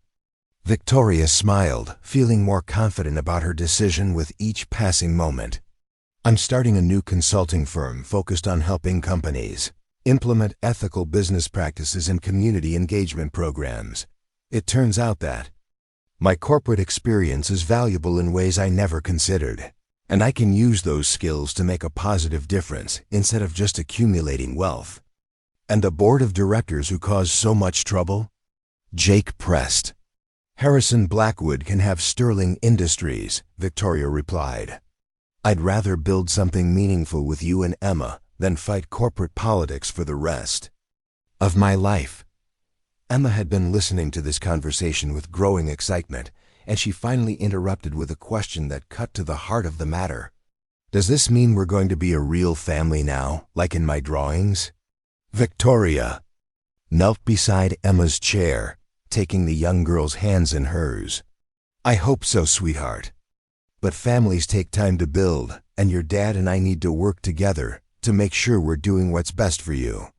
Jake watched the interaction between Victoria and Emma, remembering all the moments of genuine affection and natural connection. He had observed Victoria's resignation from Sterling Industries demonstrated a commitment he hadn't expected, while her establishment of Emma's educational foundation showed practical consideration for his daughter's future. 6 months, Jake said finally. We'll spend the next 6 months rebuilding our relationship and showing the court that Emma has a stable, loving family. But Victoria, if you ever choose corporate politics over Emma's welfare again, I won't give you another chance. Victoria stood and faced Jake directly, her expression serious and determined. I understand and I accept those terms. Emma's happiness and security will always be my first priority, followed closely by earning back your trust. Emma clapped her hands with delight, already imagining the family dinners and homework sessions and weekend adventures they could share. Can we start building our family tonight? Miss Victoria could come to dinner and see my room and meet Mr. Whiskers. Mr. Whiskers? Victoria asked with amusement. My goldfish, Emma explained seriously. He's been sad since you stopped visiting, too. As evening approached, Victoria found herself back in the modest apartment above Morrison's auto repair, sharing a simple dinner of spaghetti and salad while Emma chattered about her school friends and upcoming science fair project. The familiar routine felt both nostalgic and hopeful, like returning to a place that had always been home. After Emma went to bed, Jake and Victoria sat on the small balcony overlooking Pine Street, watching the evening traffic and talking quietly about their plans for the future. The conversation covered practical matters like the custody review timeline and Victoria's new business plans, but it also included deeper discussions about trust, commitment, and the courage required to build lasting relationships. I want you to know that I understand the risk you're taking, Victoria said as they prepared to say goodnight. Letting me back into Emma's life means trusting that I won't hurt her again if things get complicated. Jake nodded, his expression thoughtful. Emma has already lost one mother figure. I can't let her experience that kind of abandonment again, no matter how much I care about you. I won't abandon either of you, Victoria promised. I learned that corporate success means nothing without personal happiness, and my happiness is completely tied to being part of your family. 6 months later, Judge Foster reconvened the custody review hearing in the same courtroom where Jake had fought for his daughter's future. This time, however, the circumstances were dramatically different. Emma's academic performance had improved significantly. Her emotional stability was obvious to everyone who interacted with her, and the educational foundation ensured her access to unlimited opportunities. Victoria sat in the gallery, no longer hiding their relationship, but proudly supporting the family she had chosen over corporate convenience. Her presence at school events, her involvement in Emma's daily routine, and her genuine commitment to both Jake and Emma had been documented and presented as evidence of a stable, loving household. Patricia Caldwell's attorney made a half-hearted argument about unconventional family structures, but even he seemed to recognize that Emma was thriving under the current arrangement. Patricia herself appeared resigned to the outcome, having observed Emma's obvious happiness during court-mandated visitation periods. Judge Foster's decision was swift and decisive. The court finds that Emma Morrison is flourishing in her current environment. Mr. Morrison has demonstrated excellent parenting skills, and the addition of Miss Sterling to the household has enhanced rather than destabilized Emma's emotional and educational development. Custody remains with Mr. Morrison, with no further review required. As they left the courthouse, Emma walked between Jake and Victoria, holding both their hands and chattering excitedly about the victory celebration they had planned. Victoria's phone buzzed with congratulatory messages from friends and former colleagues who had followed their unconventional love story through the local media coverage. That evening, as they sat together in their expanded apartment above the shop, Victoria presented Jake and Emma with a proposal that would complete their transformation from individuals into a genuine family unit. I have something to ask both of you, Victoria said, producing a small velvet box from her purse. Inside were 2 matching rings, a simple gold band for Jake and a smaller version for Emma. Jake Morrison, will you marry me? And Emma, will you be my daughter? Emma's squeal of delight could probably be heard throughout Millfield, while Jake felt tears in his eyes as he considered the journey that had brought them to this moment. From a chance encounter on a stormy highway to a love that had survived corporate politics and custody battles, their relationship had proven stronger than any obstacles. Yes, Jake said simply, sliding the ring onto his finger. Both of us, yes. As Victoria hugged them both, she realized that she had finally found the success that truly mattered. A family built on love, trust, and the courage to choose happiness over safety. Morrison's Auto Repair would continue serving the community of Millfield, but now it would also serve as the foundation for a love story that proved sometimes the most valuable things in life come from the most unexpected encounters. Emma's latest drawing, already planned and sketched in her mind, would show three figures standing in front of a small auto repair shop, holding hands beneath a banner that read, "Morrison Family, fixing hearts and cars since forever." It would be her masterpiece, capturing the moment when broken pieces finally came together to create something beautiful and whole. 2 years after their courthouse victory, the Morrison family had transformed their modest world into something extraordinary. The wedding had taken place in the community center where Emma first learned piano, surrounded by friends from Millfield, who had watched their love story unfold with the investment of people who believed in authentic human connection. Victoria wore a simple white dress purchased from the same discount store where Jake had bought his court blazer, while Emma served as both maid of honor and flower girl, beaming with the pride of a child whose family had finally become complete. The expanded Morrison's Auto Repair now occupied 3 buildings on Pine Street, employing 12 mechanics and serving as a training center for young people interested in automotive careers. Victoria's business consulting firm operated from a converted office space above the original shop, creating a unique blend of blue-collar craftsmanship and corporate expertise that had attracted attention from companies throughout the region. Emma Morrison Sterling, now 10 years old, had blossomed into a confident, curious child whose artistic talents had expanded beyond drawings to include photography, sculpture, and digital design. Her room in their renovated apartment showcased dozens of family portraits she had created, documenting the evolution of their household from a struggling father-daughter team to a thriving 3-person unit that radiated contentment and mutual support. The educational foundation established in Emma's name had grown beyond its original purpose, providing scholarships and opportunities for over 200 children from working-class families. Victoria personally interviewed scholarship recipients, often accompanied by Emma, who had developed remarkable insight into recognizing potential in her peers despite economic disadvantages. Jake's reputation as both a mechanic and a businessman had attracted offers from automotive companies seeking his expertise, but he consistently declined opportunities that would require relocating or spending extensive time away from his family. Success, he had learned, was measured not by professional advancement, but by the daily satisfaction of meaningful work and loving relationships. The transformation hadn't been without challenges.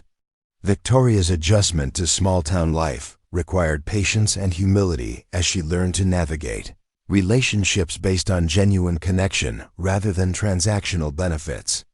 Her initial attempts to organize community improvements with corporate efficiency had met resistance from Millfield residents who valued their relaxed pace and informal decision-making processes.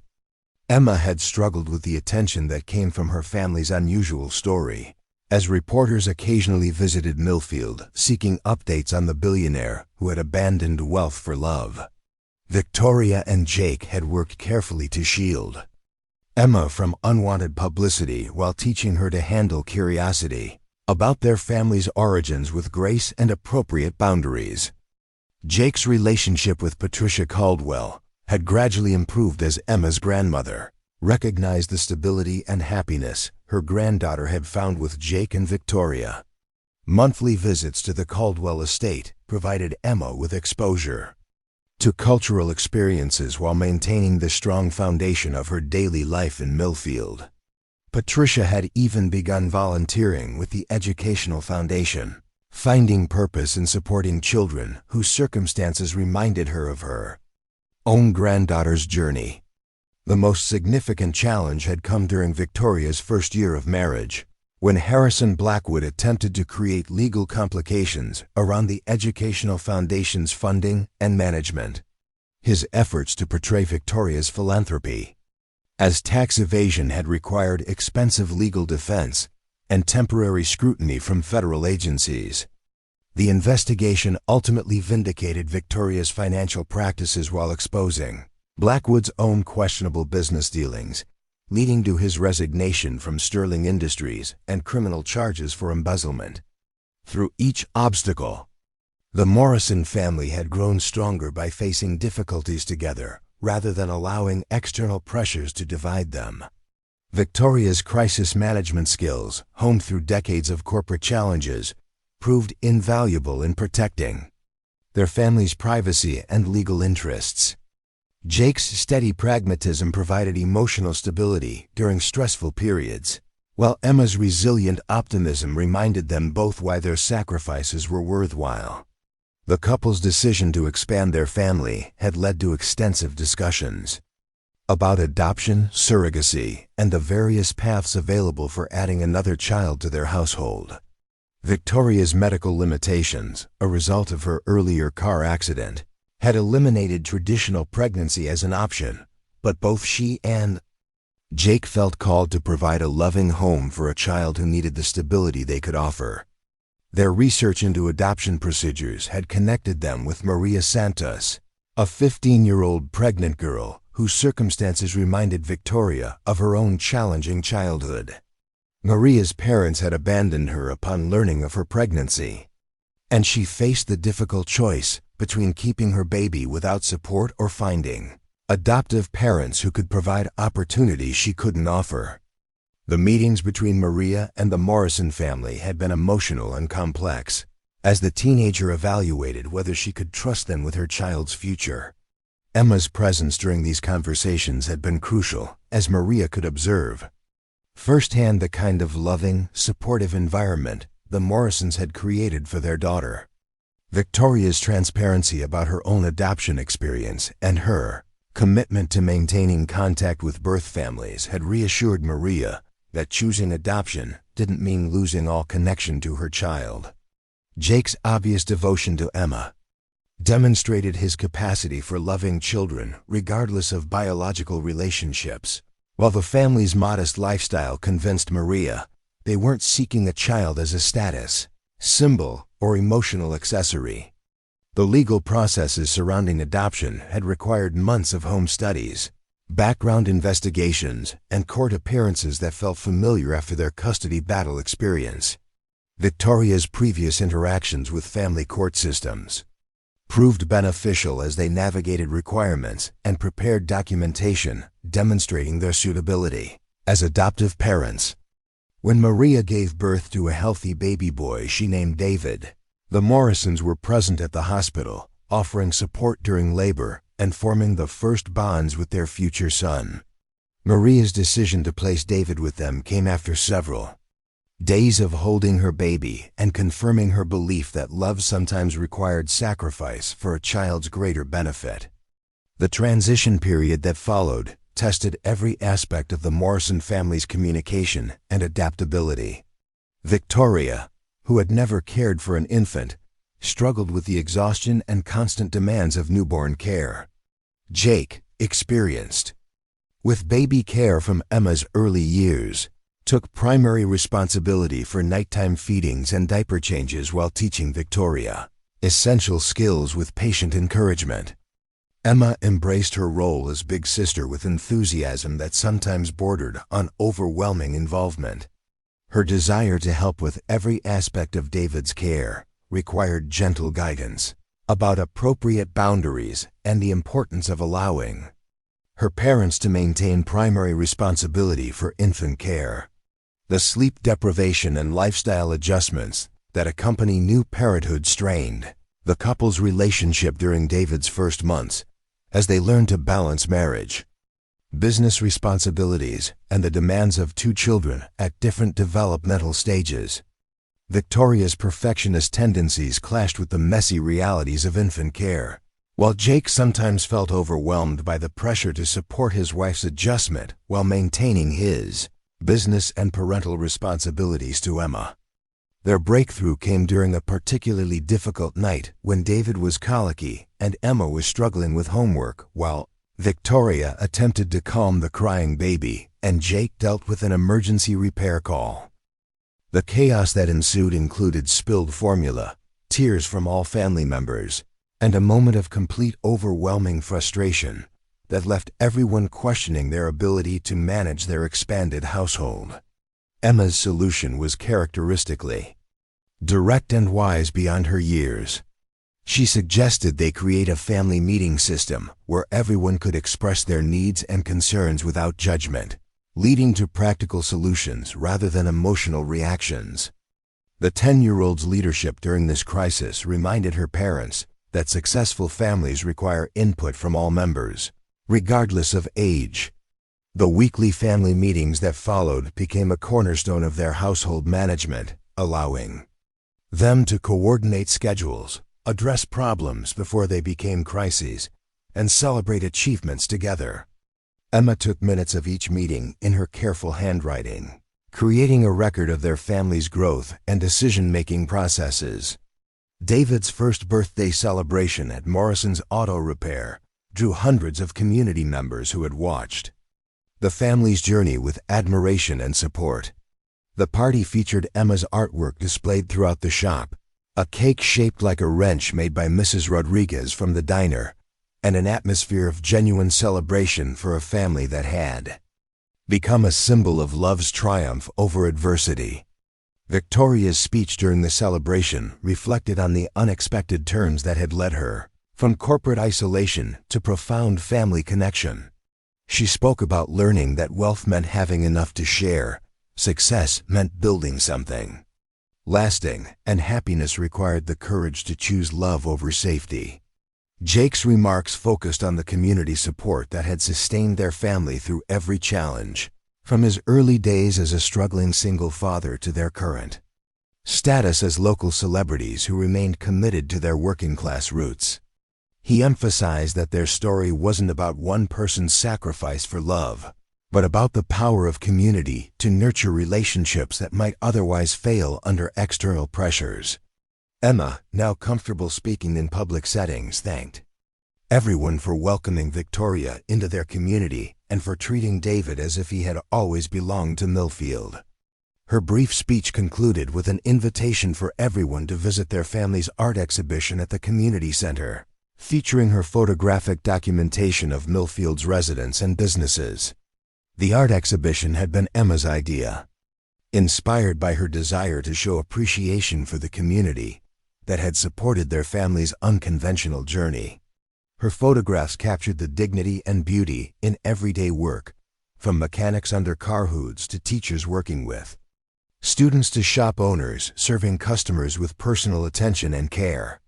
Victoria's favorite photograph showed Jake teaching David to hold a wrench while Emma demonstrated proper safety procedures, 3 generations connected by shared work and mutual love. The image had been featured in a national magazine article about families who had redefined success by prioritizing relationships over material achievement. The magazine coverage had brought unexpected opportunities, including speaking invitations for Victoria about corporate ethics and family values, consulting requests for Jake from automotive companies seeking authentic community engagement, and scholarship offers for Emma from prestigious art programs. Each opportunity was evaluated based on its impact on family stability and community connections rather than individual advancement. The Morrison family's decision to remain in Millfield, despite offers that would have provided greater financial rewards or professional recognition, reflected their understanding that some things couldn't be replaced once lost. The relationships they had built, the community that had supported them, and the daily rhythms of their shared life had become more valuable than any external opportunities. Victoria's consulting business had evolved to focus specifically on helping corporations develop authentic community relationships and ethical business practices. Her first-hand experience transitioning from corporate isolation to meaningful connection gave her unique credibility with executives who struggled to balance profit motives with social responsibility. Jake's automotive expertise had attracted attention from environmentally conscious companies developing electric and hybrid vehicles. His practical knowledge combined with Victoria's business acumen had led to consulting contracts that allowed them to influence automotive industry practices while maintaining their commitment to local employment and community development. The Educational Foundation, established in Emma's name, had become a model for other philanthropic organizations, seeking to create lasting impact rather than temporary assistance. Victoria's hands-on involvement in scholarship selection and ongoing mentorship had demonstrated that effective charity required personal investment rather than simply financial contributions. Emma's development into a thoughtful, confident young person reflected the stability and love that had surrounded her since Victoria's entry into their lives. Her artistic talents had grown to include writing, music, and photography, while her academic performance placed her among the top students in her grade, despite the distractions that came with her family's public profile. David's growth during his first 2 years had been documented extensively by Emma, whose photography skills had captured every milestone from first steps to first words. The baby's obvious security and happiness provided daily confirmation that the Morrison family's decision to expand through adoption had benefited everyone involved. Maria Santos had remained connected to the family through regular visits and updates about David's development. Her relationship with the Morrisons had evolved into something resembling extended family, as she pursued her own education with financial support from the foundation, while maintaining a meaningful role in her biological son's life. The balance between openness and privacy that characterized David's adoption had become a model for other families navigating similar situations. Victoria's advocacy for adoption practices that honored birth parents while protecting adoptive families had influenced state legislation and prompted national conversations about family formation in contemporary society. As David approached his second birthday and Emma prepared to enter middle school, the Morrison family faced new challenges related to their children's growing independence and changing needs. Victoria's adjustment to motherhood had required her to develop patience and flexibility that complemented her natural organizational skills, while Jake had learned to balance his protective instincts with respect for his wife's parenting style. The couple's relationship had deepened through the trials of new parenthood and the satisfaction of building something meaningful together. Their weekly date nights, usually simple dinners at local restaurants or walks through Millfield's quiet neighborhoods, provided essential time for maintaining their romantic connection amidst the demands of family and business responsibilities. Emma's transition into adolescence had begun with typical challenges around independence and identity, complicated by her awareness that her family story attracted ongoing public interest. Victoria and Jake had worked carefully to provide normal childhood experiences while acknowledging the unique aspects of their situation that required special consideration. The family's financial security, established through Victoria's careful management of her remaining assets and the success of both their businesses, had allowed them to focus on relationships and personal growth rather than economic survival. Their lifestyle remained modest by choice, emphasizing experiences and connections over material accumulation. Jake's expansion of Morrison's auto repair into a regional network of training centers had created employment opportunities for dozens of young people, while maintaining the personal service and ethical practices that had built his reputation. His partnership with Victoria had enhanced his business capabilities without compromising the values that made his work meaningful. Victoria's transformation from corporate CEO to small-town family woman had been complete and irreversible. Her former life in executive suites and board meetings felt like someone else's experience, replaced by the immediate satisfactions of daily family life and community involvement. The Morrison family story had become part of Millfield's identity, attracting visitors who wanted to see the auto repair shop where a billionaire had chosen love over wealth. Tourism had brought economic benefits to the entire community, while creating new pressures for a family that valued privacy and normalcy. Emma's latest art project involved creating a documentary about families who had overcome significant challenges through love and determination. Her interviews with community members had revealed numerous stories of resilience and sacrifice that reminded the Morrisons they were part of a larger pattern of human connection and mutual support. As Victoria tucked David into his crib and checked on Emma's homework before joining Jake on their small balcony. She reflected on the journey that had brought her from corporate isolation to profound family connection. The evening routine that had once felt foreign now provided the structure and meaning that defined her existence. The lights of Millfield spread out below them, each representing families and individuals whose lives intersected with theirs in ways both obvious and subtle.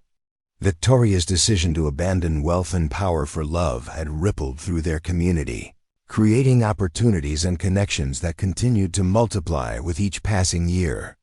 Jake's arm around her shoulders provided the security she had never found in corporate achievement or financial accumulation. Their children sleeping safely in the apartment above the shop represented the future they were building together, one day at a time, through the accumulation of small acts of love and commitment. The story that had begun with a breakdown on a rainy highway had evolved into something much larger than a romance between unlikely partners. It had become a testament to the power of authentic human connection to transform lives, communities, and definitions of success itself. As they prepared for bed in their modest apartment above Morrison's auto repair, Victoria and Jake Morrison Sterling knew they had found something worth more than any fortune, a love that had survived every test and a family that proved happiness couldn't be purchased, only earned through courage, commitment, and the willingness to choose what truly mattered. Emma's latest drawing, displayed prominently on the refrigerator, showed their family of 4 standing in front of their expanded auto repair business, with the words, "Home is where love builds dreams," written in her improving cursive at the bottom. It captured everything they had learned about wealth, success, and the true meaning of having enough. Up next, you've got 2 more standout stories right on your screen. If this one hit the mark, you won't want to pass these up. Just click and check them out.